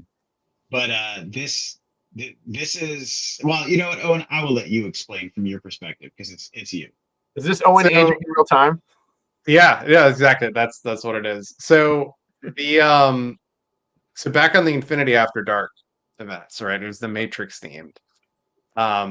So in the Matrix, you need an oracle, And the person who was supposed to be the Oracle was not able to make it. And so at the last minute, Mike was like, "Hey, can you be the Oracle and give people cookies?" And I was like, "Sure, yeah, of course." And he's like, "All right, cool. You have to wear this wig and these glasses while you do it." And I was like, "All right, we're in." And then I just left it on the rest of the day. Right. Well, this was me furiously doing Capital Palette Award tabulation. It was stuff, so like, comfortable. all Owen the time. forgot he had it on. Yeah. And There we go. Yeah. so this is some stuff that happened at the After Dark. Yeah. Yeah. So after I gave everyone cookies and like told them their fortune. So no one explained to me why this was, but I mean, this is barely infinity at this point. But I guess the first challenge was everyone had to speed paint a Gouttiere model. And then they all, for whatever reason, they're like, you have to go in there and they're going to present their model to you. And you have to randomly choose a number and hand them like a cookie miniature. So I was like, okay, I can do that. And so once I completed that, then they're like, oh no, the agents are here. And they shrink wrapped me to a chair and just carried me out. I was like, okay, sure. It was great. It was so much Like, fun. so I can go home now. Strange things happen after dark. Yeah. Indeed. Infinity After Dark is the best. Be prepared. Awesome. Yeah, here's Gouttiere as the architect. Nice. Yeah. And Jay from Arsenal as Japheus instead of Morpheus. Nice. Yeah. That's fantastic. So yeah, I probably should have had these in a different order, but No, I totally didn't send them to you in the right order anyway. But yeah, Gouttiere, who's the lead design and writer for Infinity, he's been coming since the show was super small. We have pictures of him pushing the carts with us, basically. And he always humors us by doing whatever ridiculous exploitation that we have for him to be the big baddie for the players to play against at the end of After Dark. So this year is the architect. awesome. If you have a chance to come to Nova, talk to Gouttiere. He is the nicest, most humble man you will meet in the world. And like, we're so honored to have him every year. That's fantastic. Very cool. We mentioned karaoke. So I understood previously karaoke's just been one night, right? But I understood that it's multiple nights. There was 2 nights, and it was bigger the second night, which was wild. Yeah. So this is from night 2. This is Kyron. He handles our operations. And this is Allison, our director of customer experience. He's our attendee experience, and she does everything, but registration and merch is a big thing. And these two, it's just such a good picture. Look at them, like just into it, man. It's so awesome. Yeah. Showing off our Nova beer. Yep. Nova That was Light. good. I had one of those at the meetup thing. It was good. Excellent. Is that what they were doing? They were doing islands in the stream. Oh, I don't know. I wasn't here for this one. I was not able to stay up for this night of karaoke because of the previous night. So I was done. Fantastic. Awesome. We can all just imagine that that's exactly what it is. Fantastic. Okay, and we mentioned some Capital Palette stuff. So there's Christian taking some photos. Christian on the right there, and Chris Suri on the left taking photos. You can see the identical camera setups. They're identical distance from the. Yeah, the floors are marked and everything. We made sure we rented completely identical equipment. I mean, it was an incredibly well executed thing, as you'd expect from a PhD German person. Right. Yeah. Absolutely. And Dan Osborne says, "Ha! I took this photo." So. Yeah, that's why it's like all out of center and weird. Yeah, it's pretty meta. He's taking photos of people taking photos. Yeah, and the lens flare is out of control. Dan Abrams. And in the background, we've got George on the left, Nick in the Hawaiian shirt, and Dave Zemanek in the orange shirt there. I think this was George's first time helping out with Capital Palette, but Nick and Dave have been doing it for a while. I'm going to be working with Nick and Dave to hopefully put on a miniature show, like art exhibition somewhere in Baltimore later this year. Very cool. But yeah, great guys. Fantastic. Yeah, Nova opened by J.J. Abrams. Yeah, Dave and Nick are basically the lieutenants, if you will. They really made Dan's job possible this year, as we've got so many people. You know, Dan has had to kind of count on his team to execute this stuff. He can't just do the things. So these guys have been critical in that. Absolutely. And they're cool as hell too. They are. Yep. They're fantastic guys. Oh, there we go. There's a photo of Dan Osborne with Vince judging the this is coming down to the final choices for the bus category for the the apprentice division. Yeah, they're apprentice. So and as Brandon said, he just did such a great job with the picks. So many fantastic things. So yeah, it was great having them there. As I mentioned before, Eric Swinson, Krzysztof Kabalczyk, and Francesco Farabi were judging the masterclass, and then Sam Lenz, John Ninas from Ninjon, Steve Garcia, and Riccardo Agostini, and myself judged the journeyman division, and these guys for apprentice.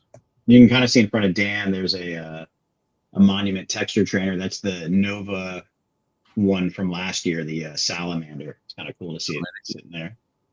Yep, absolutely. But they did a fantastic job. So many entries to go through. Fantastic stuff. This was around about 10 o'clock on the Saturday night. Just a huge amount of folks mingling in the foyer, which is great to see. You can see Jake over the back here. Yeah, I'm tough to miss. Yep. There's Dave Zemanek having a beer, obviously finished. Chris Chung from Virko's Vault. I think that's Phil right in front of me with his back to us. Right here? Yeah, I think that's Phil. Possibly. I think you're right. Yeah, we had Dan A gave me some stats that I need to send over to you before the show, Owen, but there were 18% more artists this year than last year in terms of entries, like uniques, which was really interesting. Fantastic. Yeah. And the apprentice category grew almost 11%. Masters actually went up over 30% this year, which is really interesting. Whereas the previous year, I feel like it was journeyman that had grown so much. So very cool watching people work their way through, and then to see this big bump of new people coming through also. Yeah, that's great. Definitely. I noted, I think you mentioned in the presentation at the show that journeyman busts, we went from 30 busts about 2 years ago to 93 busts in that category. Yeah, 3 times. Yeah, just a ridiculous growth there. It was fantastic. Next up, there's us sort of, I guess, pacing out the presentation. Yeah, we had a much bigger setup this year. Everyone's been asking for more space. So this year we got more space, better space, and we also had Vanguard, Stephen Box. Oh, and it looks like you're on the phone with tech support. What's ironic about it is he is the tech support. Yeah. I thought he was like busting out some sweet tunes. What happens when someone nice, okay. When someone like you, Owen, gets the thing to contact their network administrator, and you're like, shit, I am the network administrator. Like, what happens? Yeah, I know. Awesome. But yeah, this is basically, we were just going through. I'm pretending to be a judge handing somebody their trophy or their medal. Yeah, I think it went really well. I mean, there's, from behind the scenes, we know, where we were standing wrong or what pacing was weird or whatever, but I think people really enjoyed the format, and it was so nice to see the room full and people excited, and finally to be able to have it streamed so that people can enjoy it in perpetuity, and also if they couldn't make it into the show at that time. Absolutely. Yeah, so if you do want to go and check it out, see all the photos of all the category winners and see all the folks who won awesome prizes or awesome medals, go to the Nova Open YouTube channel, and you can check out the stream there. And we'll be posting like all of the photos later this fall on Earth figure. Yeah. So There are a lot to go through. there's a lot of them. Yeah. Yeah. But as we've well, if you go to the Instagram page, you'll see a lot of the category winners, that kind of thing, and you'll see the quality of the photos that Christian and the team took. It was wonderful. Yeah, this was really exciting. I got to say, all the years of doing the award ceremony for Capital Palette, it's really cool to see how it's continuing to grow. And I had a great time being the person who got to grab the right medals and hand them to somebody. Sometimes like you're just throwing like 3 or 4 medals like in a 30-second period. It's boom, boom.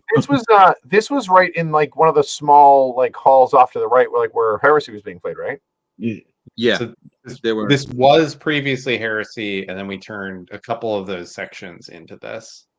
Yeah. I almost feel like you guys should have done it where the big Titan game was happening. But I guess it's like it's kind of in a weird time because like, it was still going on. The problem is the 40K GT is so big that it goes until 7 p.m. on Sunday. So like, wow. And it's a room full of tables. So like, yeah. We would love for it to be in there, but it doesn't make physical sense currently. Right. This was a cool way to do it, though. We got over 300 people in this room until the fire marshal was like, no, and we had to bounce people, and then it was streamed, right? So this is pretty good. I think somebody said, I think it might have been Bridget who said by the end of the award ceremony there had been 500 people who'd seen it, like 200 online who were watching live, and 300 watching live in the room. Definitely cool. And one of the big things that we always that we pride ourselves on is the after ceremony feedback. So we've got Aaron Schmidt down in the front here, who sculpted some amazing pieces, talking with Africa Mir and Dave Phillips, who are the judges for the sculpting category, the new sculpting category that we had this year. And then Riccardo Agostini giving some feedback there, and Sam Lenz. So this is the line for the journeyman feedback, and we had Vince and Dan doing it up in one of the seminar rooms, and same with the masterclass team. Yeah, this is really a big personal thing for our team. Is the surveys last year, the 2 big things we got were the photography and feedback. And so we really wanted to work on fulfilling the promise of this open format where people are supposed to be coming back and challenging themselves over and over again, right? And the only way it really works, I think, is if we're fulfilling the promise of access to feedback. And we have had it. It's just that it hasn't been quite as organized.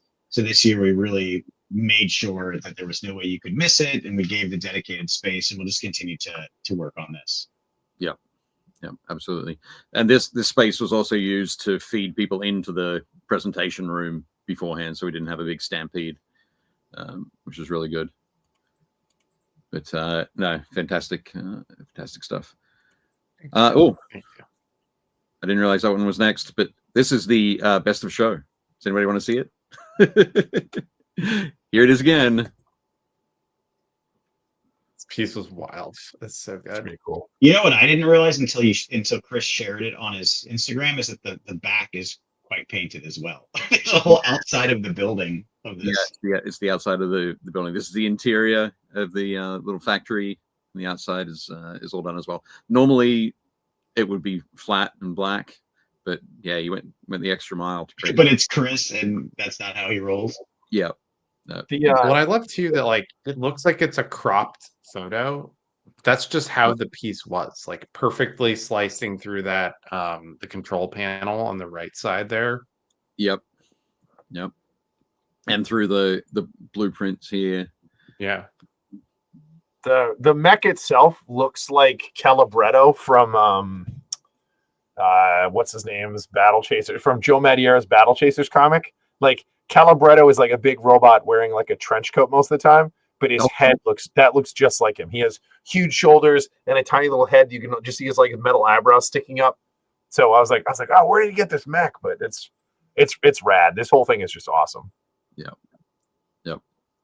Absolutely. So huge congratulations to Chris. And his name goes on the Nova Cup. Spectacular. Oh, there he is. So I'll make sure I got a selfie with him. Video. Nice. Yes, you must hoist the cup. Yeah. Yep. He was super excited. Old- He asked if he could old drink. Chris. Suggested he shouldn't. Oh, yep. There's Chris Surrey's book. I told you I got all the, they're all right here on my shelf. I believe you, Owen. I believe you. Yeah. I will say I totally appreciate it. Thank you very much. Absolutely. Yeah, and he helped us with the photography too. I mean, he's all around just awesome, He's a dude. good dude. Yep. And he ran a couple of classes as well. So fantastic stuff. And then the end of the show. Yeah, this was everyone waiting outside my room where the beer was. And everyone sending progressively more photos, being like, yo, where are you? Open the door. Let us in. We've worked hard. Yeah. Where's the Yeah. beer? People are definitely fading. Yep. Yeah. But no, that's fantastic. Josh asked, does he get to take the cup home with him until next year? No, he does not. No, but there is a picture somewhere of him taking like a tequila shot out of the cup. Oh, is pretty cool. Yeah. Did somebody rinse that out beforehand, or was it going to be sticky? I don't know. I just saw the picture afterwards. I had many like dad-like questions like that as well, dude. Like, was it clean? Like, did you clean it afterwards? Like all that kind of stuff. So. Yep. Fantastic. Scott says Andy's a doctor, right? Talking about Chris Surrey. Only Tommy Rice wears more hats. But yeah, Chris is a pediatrician. Yeah, they're not. I would not say they're depressed. I would say that people were exhausted, and there's kind of like a relief. Like at this point, this was like, oh, we did the thing. Like, let us try to stay awake to celebrate. Yep. All the tension. This is after. So the people you're seeing here. So it's Tim Young in the front and Rebecca on the right, and their daughter who's shrugging there. And they had just spent the last 4 hours packing Hobby Haven. Successfully. And we're like, okay, cool. we have to sit at this point. Absolutely. Life says trophy gonna smell like Don Julio. Excellent. But yeah, fantastic stuff there. And Mike, you also sent through this photo. Yeah, this was Steve Ford. He helps out over at Hobby Haven, and he's super cool. But he took this picture of all the swag he accumulated. But one of the things that's kind of funny in here, if you look to the bottom left of where the F on Art First is, that is Chad from Spray Gunner. He does like cosplay stuff, but he actually has a false eye. So he gave away these are prosthetic eyes. That's his prosthetic for people to paint. And then when he takes them back, he gets them polished or whatever, and he'll wear them. Oh wow, okay. So it's totally random, but it's just a crazy thing. So and then all sorts of other stuff that they got there. And these are the Art First aprons you saw that I was wearing on that. We get to the artists and the judges, and they sell them also. Yeah. And Steve's very heavily involved in the mental health for veterans, and then also with the Hobby Haven space. Yeah. But no, that's great. Definitely cool. No, boo Dodgers, go Nats. You also notice over in the right hand corner here some cards from Ninjon from his deck of many colors. Yeah, he was passing those out. Their quality is really good, and it was interesting talking to him about sourcing artists, for it, because I think right now it's just templated basically. Yeah, but he's working with folks on that. But the quality was really nice. Yeah, they are. These are Steel Rift minis that you see there. A lot of those were for the paint. Those are fun to paint. Yep. And then that's a black powder red earth. Like, it's not 54 millimeter. I don't know what scale it is to the left a little bit. And then on the top right is from Owen's game, Sunshard Emerin. Embrin. Different Owen. Yeah, not that Owen. Owen Ray Ra. Yeah, so unfortunately they couldn't make it this year, but they beta tested their game at Nova last year, and they've been really generous with the paint and take models. It's really cool. They're definitely cool. Nice. End of slideshow. So, Yay! We did the thing. All right, what do you think, Dave? Can we blast through these minis in 15 minutes? oh, we can try it. We might go a little over, but yeah, excellent. But no, thank you very much, guys. I think Yeah, it was awesome. we all had a fantastic time. Oh, Yeah, thank you guys for coming. It's definitely a project of passion, as they say.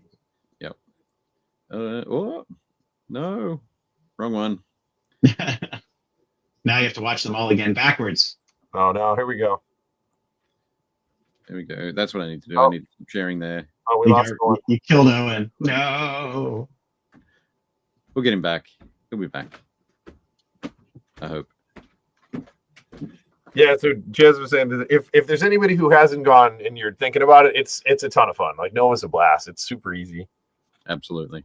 Let me just there we go. So first up, Aaron Provost was there. It's cool to get to catch up with him. And he was saying, yeah, he got a finalist pin for his Sons of Medusa Land Raider in journeyman category. You don't see people rock Sons of Medusa a lot, but I love their paint scheme. Yeah, yep, absolutely. But yeah, he was super psyched to get that that finalist pin, which is really cool. So I want to see Aaron back with some more minis next year. I think you also had a Predator in there as well. But very nice. Aaron also shared with us over this past 2 weeks. This guy, I think this is a conversion of the original Lysander. I think so. I don't know, but he is psyched to get the new one. And I mean, it's definitely a conversion. I don't know. I feel like the old Lysander would have like a giant fist somewhere on him. He does. He has.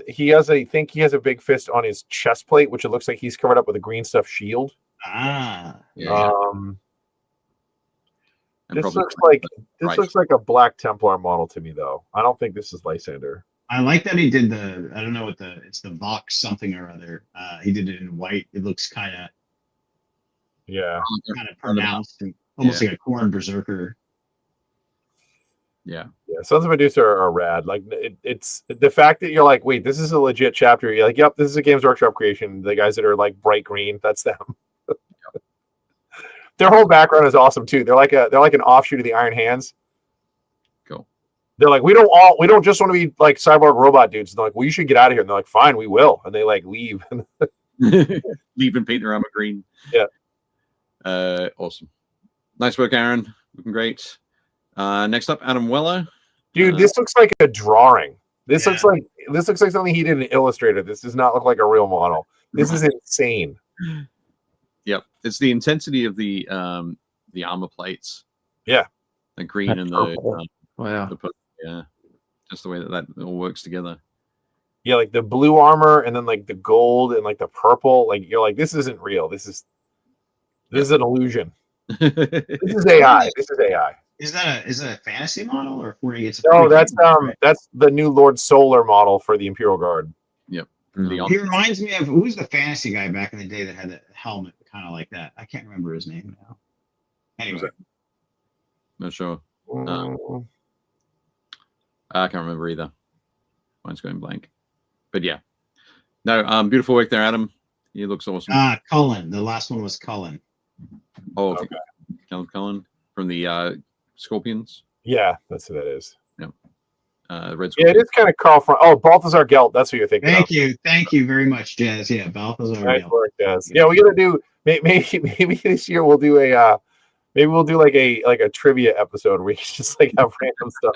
And mad props to Jazz. Like my description was terrible, right? Like that was they pulled that right out of their head. That's pretty good. You were like the old fantasy one that has a helmet like that.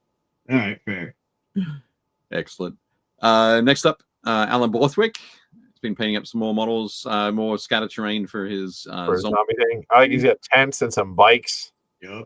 Some body bags. Those are pretty grim. Yeah, body bags. Yeah. And sleeping bags. Don't get those mixed up. No. But yeah, I definitely love these. Love those tents. Very cool. And Alan said, Oh, these are cool. yeah, he went to a gaming convention just recently, and when he got home, he just wanted to throw some paint on these guys.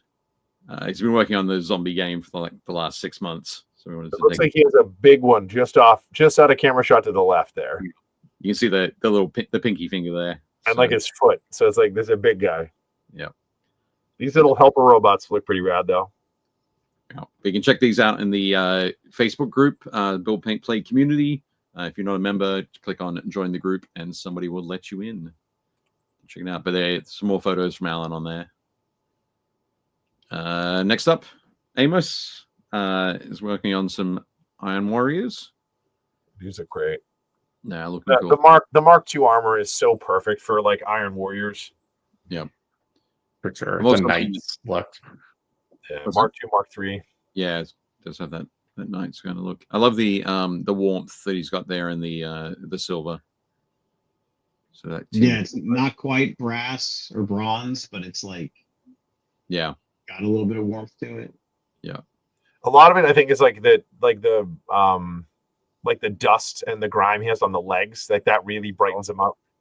Yeah, definitely working in there. Maybe it's catching some of the background as well. Yeah, all yellowish, but yeah, looking cool. And he's also done a Saturn Dreadnought.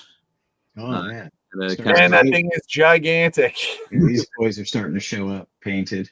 Yeah, cool. Nice the Praetor there.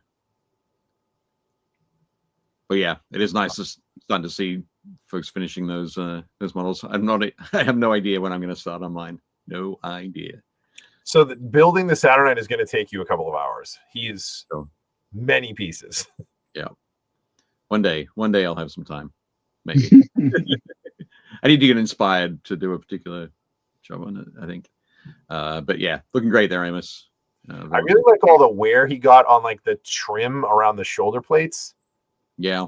Like all the some of the rivets are like kind of like coppery, like they've oxidized a little bit, and then like there's some wear on like the trim itself. You're like, is it gold? Is it not gold? Like it reads really, really good.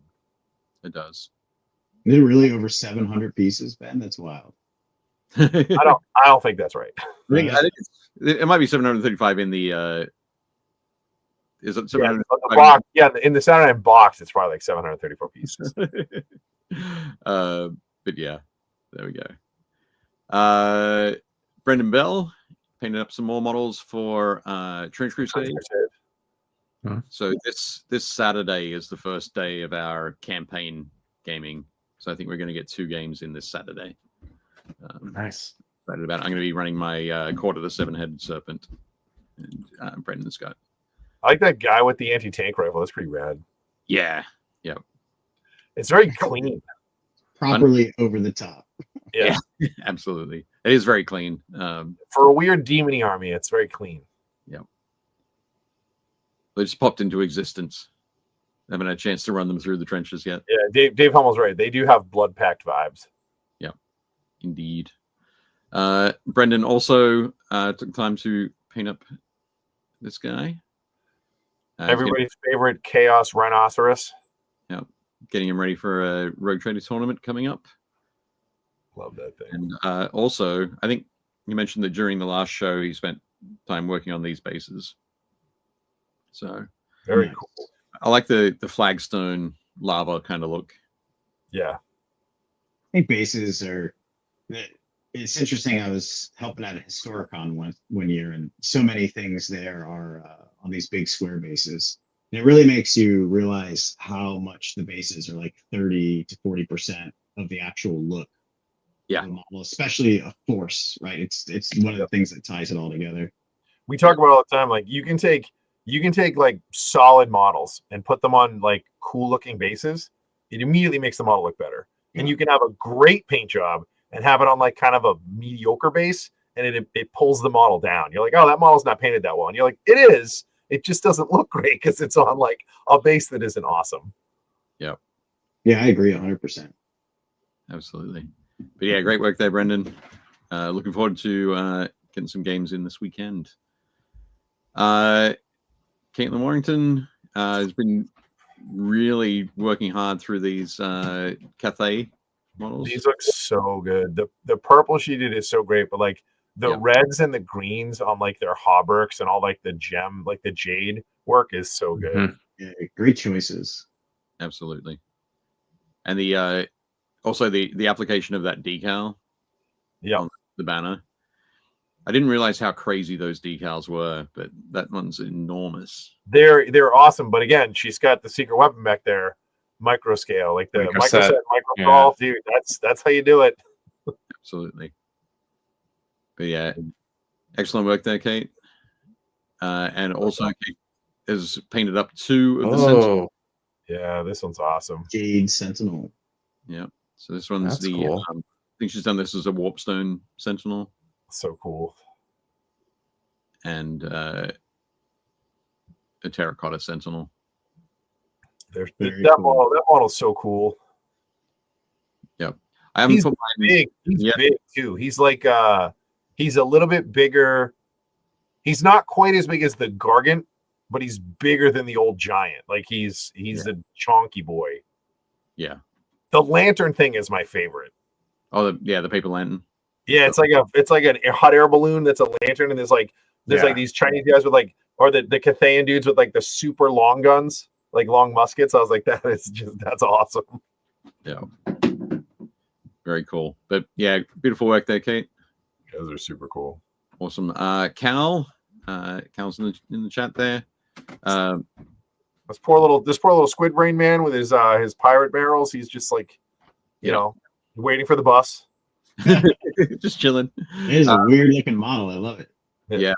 Yep.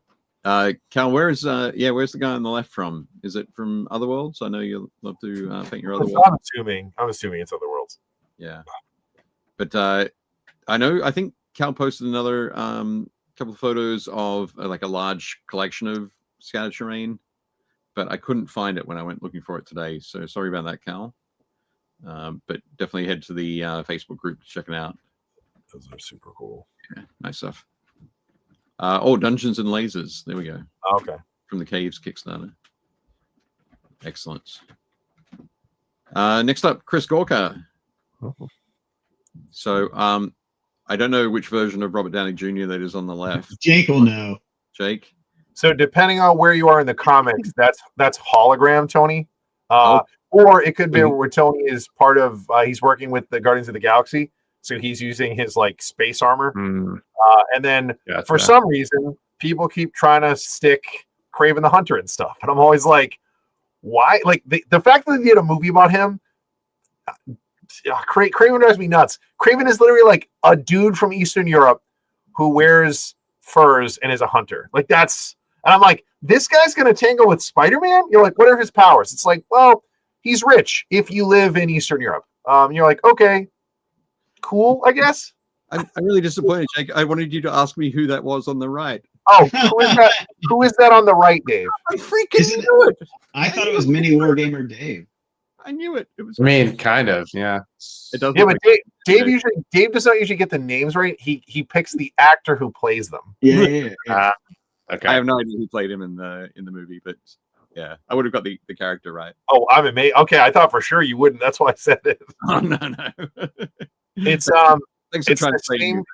It's the same kid who played Quicksilver in the Marvel movies, like Wanda's brother. Oh really? Okay. Yeah, it's that Quicksilver.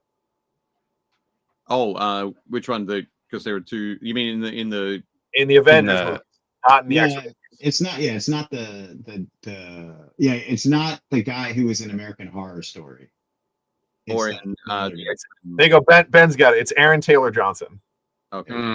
Okay. He's the one who pushes Hawkeye out of the way and he goes, I bet you didn't see that coming, and then he dies. Like, it's that kid. Yeah. Oh, Yeah. Cool. Excellent, but beautiful work as always, Chris. Nice one. I love that fiery blast down the bottom there. Yeah. The pink is really cool too. He always does a good job on like lenses and stuff. Ooh. These guys are These cool. amazing. Yeah, they look super cool. I'm a big fan of sort of with the like the tall foliage that's on the base. Kind of looks like they're using their guns to push the side. Push them out of the way. Yeah, sort of stalking through. But they look great. So yeah, the rest of the squad's up on the Facebook group. These are incursors, I believe. Yeah, I think you're right. Incursor, like I love how tactical they are. Like the guy on the right, like he's got his giant bolt gun with the scope on it, with the shoulder mounted scope, with the head visor, with the head mounted scope, and he's like, I'm gonna use my pistol instead. Like Absolutely. One thing on the new models, I've been getting into building some 40K models, and it's been a long time, but I'm just noticing how giant their like holsters and pockets are on everything now. Like they're literally models with holsters that are like longer than their thigh. Yep, absolutely. But they've done a good job with scale. Like, and you know what else I like about this, Chris? I'll give you full credit. Chris drilled all his barrels. Yeah. He drilled all his barrels and the muzzle brakes. Like, you got to do it. Yeah. Oh, Chris, is this for somebody in my store?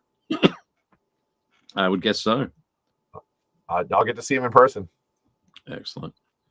Nice stuff. And Chris also posted some pictures of his Gretchen mob, including the cool runt herd. Dude, those are the best. I love that grot. The random grot with the top knot and the giant revolver. That's like one of the best models they've ever made. Yeah, that one, there's like a grot giving the finger too, which is solid. Well, he can play space kits with these guys. We're ready. Absolutely. Yeah, all the old grots are just phenomenal. I always wanted to make a grot list with like grot tanks and stuff. Yeah. Awesome. Nice one, Chris. Yeah, Chris, these are great. Fantastic. Clive Mills. He's got a whole bunch of stuff going on here. Yep. Loads These are wild dwarves. Yeah, these are. I like they're carrying these rocks. Yeah, just beating people with giant runic rocks. Yep. Is this for Kings of War? Fun? Is this for Kings of War? I'm not sure if it's Kings of War or if it's It's an old world. Well, the minis aren't GW, but they're super cool. Yeah, I mean, there's definitely a bunch of Slayers. Yeah, might be Avatars of War, perhaps. Yeah, they're kind of like Avatars of War.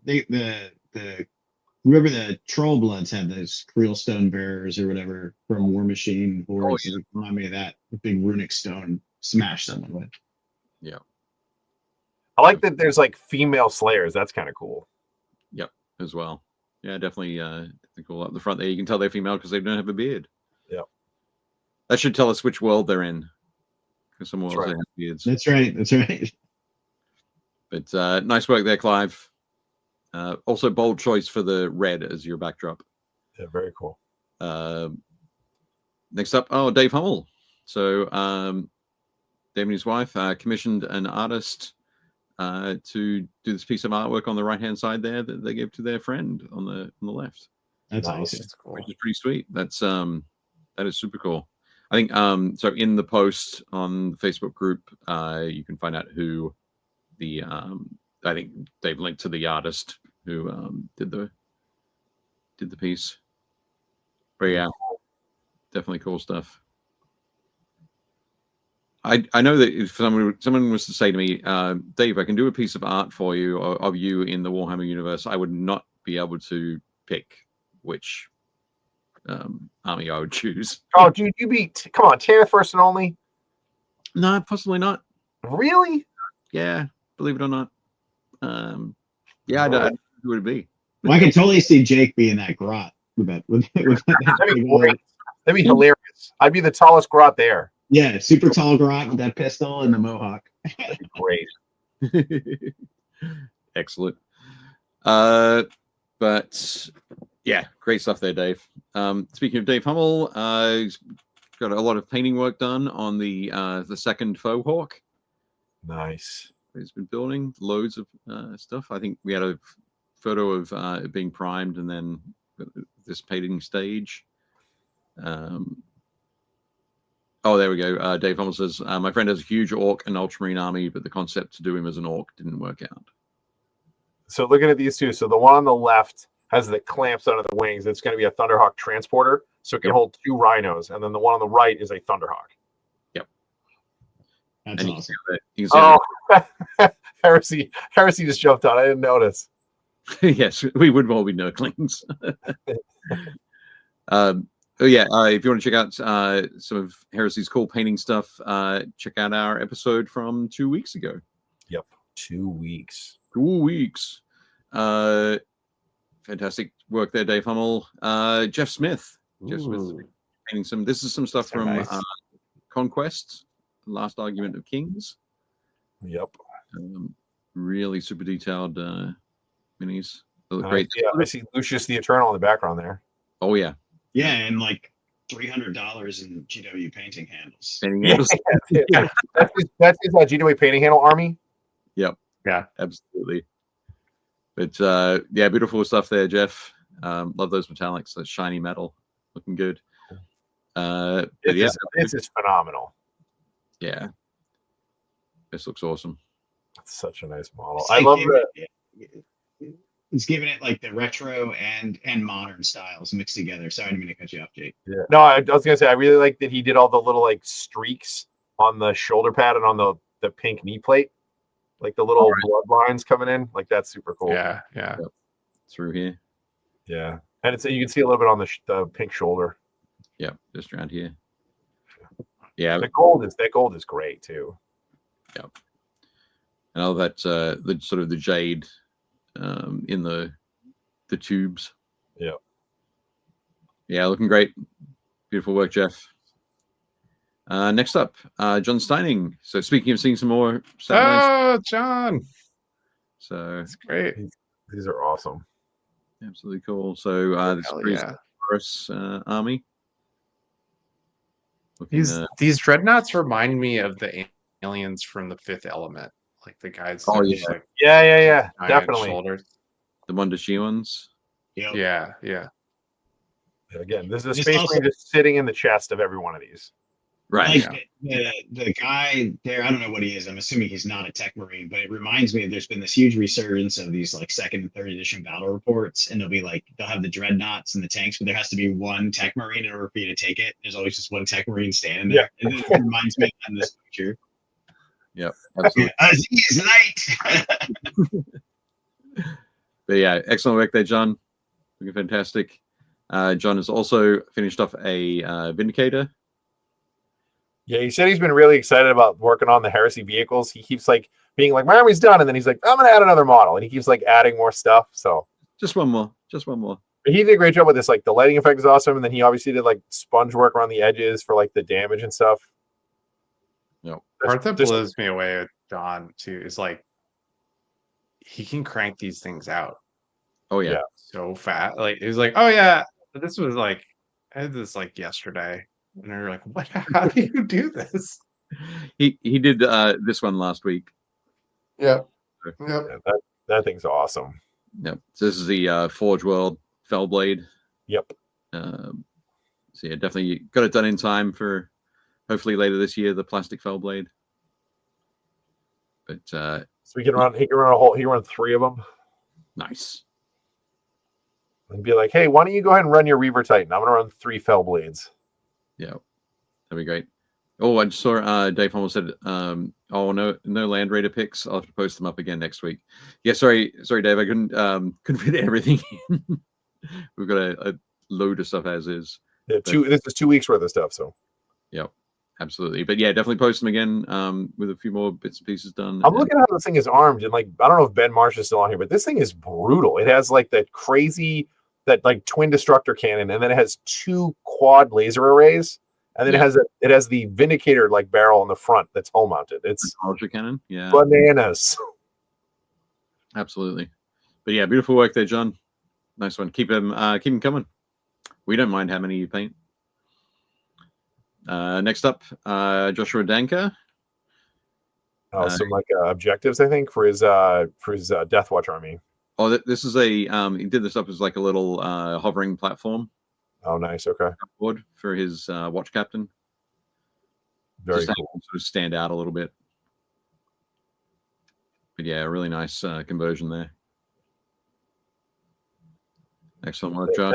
That new Death Watch kill team, Chef's Kiss. They are so nice. They do look fantastic. And now they're all finally upscaled, so they're the right size. Like the last squad is so good, but the problem is that was the last unit that was released before they introduced Primaris. So if you run them, you're like, oh, your guys are really small. Yeah. But no, it was nice to also see Eric Swinson painting up some for the GW stream. Yeah, Eric's. I got to see Eric's live there. They are insane. They are so nice. Yeah, beautiful stuff. Next up, Luis. He's wrapped up his one of these Dark Furies. Is that the? Yeah, Dark Furies. Yeah. So there's the guy on the right who's he's like the basically the leader, the Fury champion, and then he's got the Raven's Talons, and then the rest of the squad all has Lightning Claws. I like their bases. They're cool. They're kind of mucky stuff sticking into the mud. Yeah. Yeah. Absolutely. The chrome he got on the shoulder plates is just awesome. Yeah. You see that. They're great. Yeah. He showed some other ones at a different angle, and it's just like that whole outer shell is like a chrome steel, and then it's all black trim underneath. Yeah. Looks awesome. But yeah, you can see the rest of the squad in the Facebook group. Check them out. They're pretty Luis is also working on a Rhino. So he's painted the interior. Not me. I'm just gluing that door shut, son. And then he has sealed everything up and is ready for his. Oh man, that is wild. So we have to explain this all the time. So Luis comes over from like scale model building. So he does a lot. He used to do a lot of like automotive stuff and a lot of like Gundams. And so assembly painting is just part of how you do that. And it is so, my brain does not work this way. I'm like, I'm going to build the whole thing. I'm not doing any of this. Like I might mask stuff like he has with the Rhino itself, but I would mask the doors once they're on there. I wouldn't paint them separate. You know what I mean? Like I was just like, this seems, but again, everybody's got their own hobby, and this is different styles. Yeah. Yeah. So, but yeah, and when it can result in something like this. Oh yeah, I mean, again, I'm not knocking his results. It's just like can't knock it. Yeah, exactly. But I'm looking forward to seeing that underway. I do love I do love on the left on the paint bottles. I do like that he has all those little skulls that he painted with the Army Painter colors, so you can see all the shades and watch his work. Yeah, it is good thing to do. Next up, Mark Maxey. This is neat. Killing it with his self-sculpted chibi Nurgle dudes. Yeah, but yeah, that eye is awesome, isn't it? It's so good. Yeah. Wow. How big is this guy? He's probably like. He's little. He's tiny. Like this big. So that's a bolt pistol, right? Yep. That's tiny. I know how I feel about these nipple pimples. Right. I'm going to suggest you love them. Yeah. This eye though is yep. Excellent. I think Mark has that trademarked. Yep. Nipple pimples. There we go. He says 20 meters. 20 millimeters tall. It's 20 meters. 20 meters. Sorry, having to go back to metric for a second was rough. He used so much green stuff on this thing. Yep. Well, I think it is all green stuff. So cool. But yeah, beautiful work there, Mark. That's awesome. Yeah, looking super cool. Excellent. Next up, Mike Hughes. Yeah, Mike's pretty solid. I think he's got a future in this miniatures business. I think he does. What'd you say what was your comment on this one?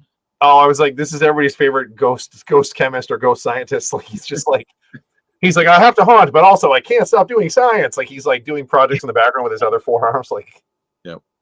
Like too, he's like, I don't look at it. He's like the guy playing guitar behind his head. He's just right. Yeah. The best part is in the second shot to the right. It looks like he's going to miss.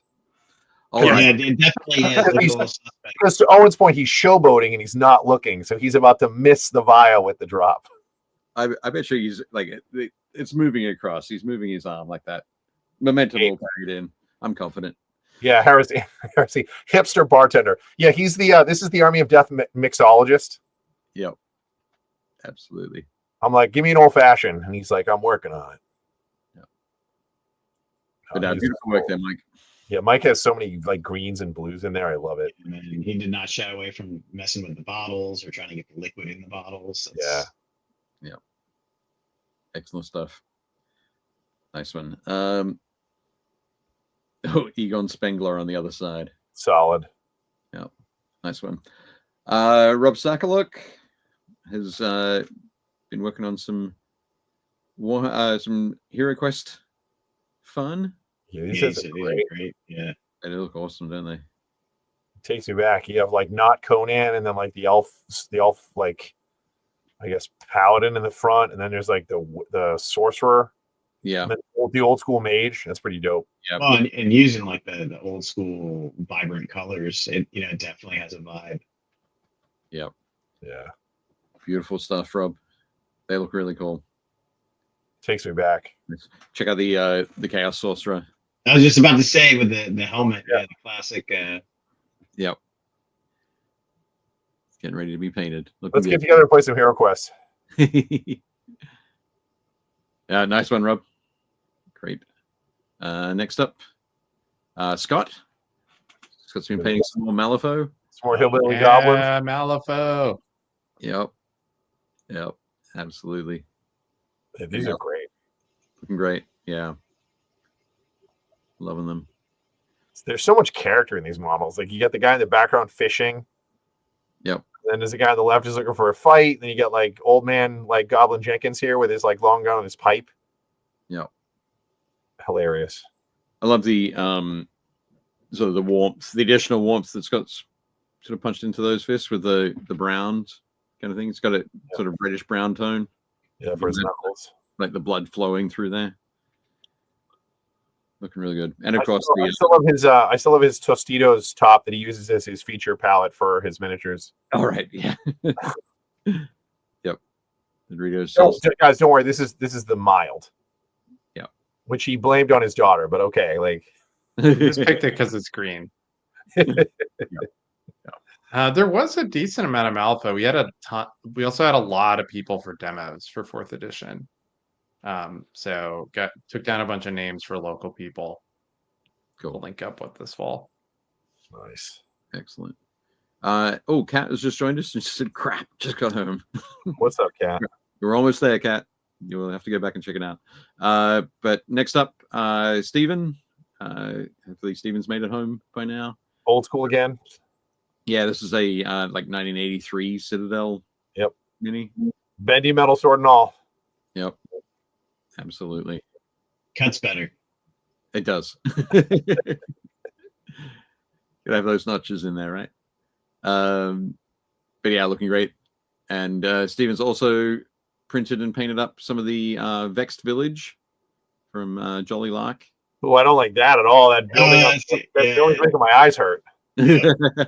Some weird Escher geometry going on there. Yep, absolutely. I love it. I love it. I think Stephen was saying he thinks this will be great for Malifaux as well. Sure.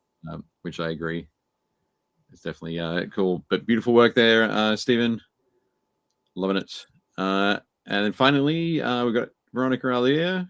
She's rebottling all of her stuff. Yep. She's decided that she loves the colors, doesn't like the bottle, so you are correct. A syringe to move the paint over. No one likes those bottles.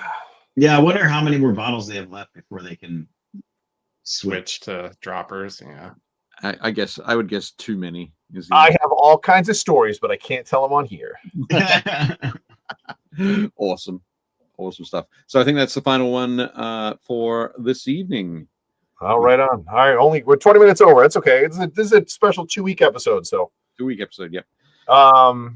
Well, we can wrap things up pretty quick. So first of all, obviously, Mike, Owen, thank you guys so much for being on here. It was awesome having you guys here and being able to do a recap. Thank you for doing a great job with Noah. We love it. We love you guys doing it. It's a ton of fun. Huge thank you to Army Painter for sponsoring us again, and for all the help that they did at the show, doing the hobby, hanging out, all that stuff. Hang on. I just want to give Mike and Owen the opportunity to say any I was gonna get there. I wasn't rushing us out the door. So what I would say next is, so obviously we'll be back next week. Owen, Mike, is there anything you guys want to talk about? What you got coming up next? Things you're working on? Things you want people to know about? Well, we're kind of in the like close the books zone. So I think my next thing will probably be PAX Unplugged. I'll put a plug out for Captain Con up in Rhode Island. A lot of us visit that show as like a con we get to go have fun at and not have to be responsible for anything. Nice. So yeah, we're big fans of theirs. They send volunteers down to help us. Like great. So really just thank you everyone who come. Oh, no, plug. If you came to Nova, answer the attendee survey. Please fill out the survey. Your feedback is what gets us things like live streaming Capital Palette or bigger rooms or things like that. So we really take the feedback seriously, and I know it's long, but like we read it all and we really appreciate it. And We Mike, do is there anything you actually wanna- read it all. Yeah. No, just we do read all the surveys. We spend a lot of time trying to make it better, right? So if you can take the time, it is a good investment of your time. But yeah, no, that's it. I got working on some Deathwing with my son. So that's what I'll be working on this week and try to get some hobbying in. And I did order a King of Colosseum set, so I'm going to give that a try. It's a format that I learned about last year when On Table Play On came, and it seemed pretty cool, a little bit bigger than Combat Patrol. So I'm going to give that a try and see what's up with that. Excellent. Nice. Very cool. And just quickly, Heresy for Heretics is asking Nova Australia 2026. Sure. Yeah, why not? Maybe we can get the Battle Barge guys. We'll do a cruise from here to Australia, and we'll have the show on the cruise. What would that For like take? for Like like 6 2 months. Yeah, man. It is a long way, but it's not that far. It's not that far. It'll take a while. Yeah, for sure. Literal slow boat from like DC to Australia. Like I don't know about that. Awesome. Yeah, no, we're just thankful to be here and thankful for your support. So thank you guys. No, we're super happy. Thank you for running an awesome show. Awesome. Yeah, if you guys are still on the show, anybody who's still listening, it says there's like we got almost 24 people on. If you can, make sure you guys give that thing a like, subscribe, comment below. By the way, we still have all of our stuff underneath, so there's links to everything that we talked about. Our code is there for Army Painter as well. Anybody who's still looking for the markers, because I know we demoed some of them at the show. We let people mess with them at the booth, and then we also sold the ones that we had, and they blew out immediately. Like we didn't bring anywhere near what we should have. But you can pre-order them. They come out on September 20th. If you pre-order them through Army Painter, they are sending out customer orders before they send out like fulfillment orders. So you guys will get them probably sooner than anybody else. If you use our code, you'll get 5% off. So, anything else? I think that might be it. Okay. We will see everybody next week. Mike, Owen, thank you again so much. And we will see everybody next week. And until then, don't forget to build, paint, play. Yeah.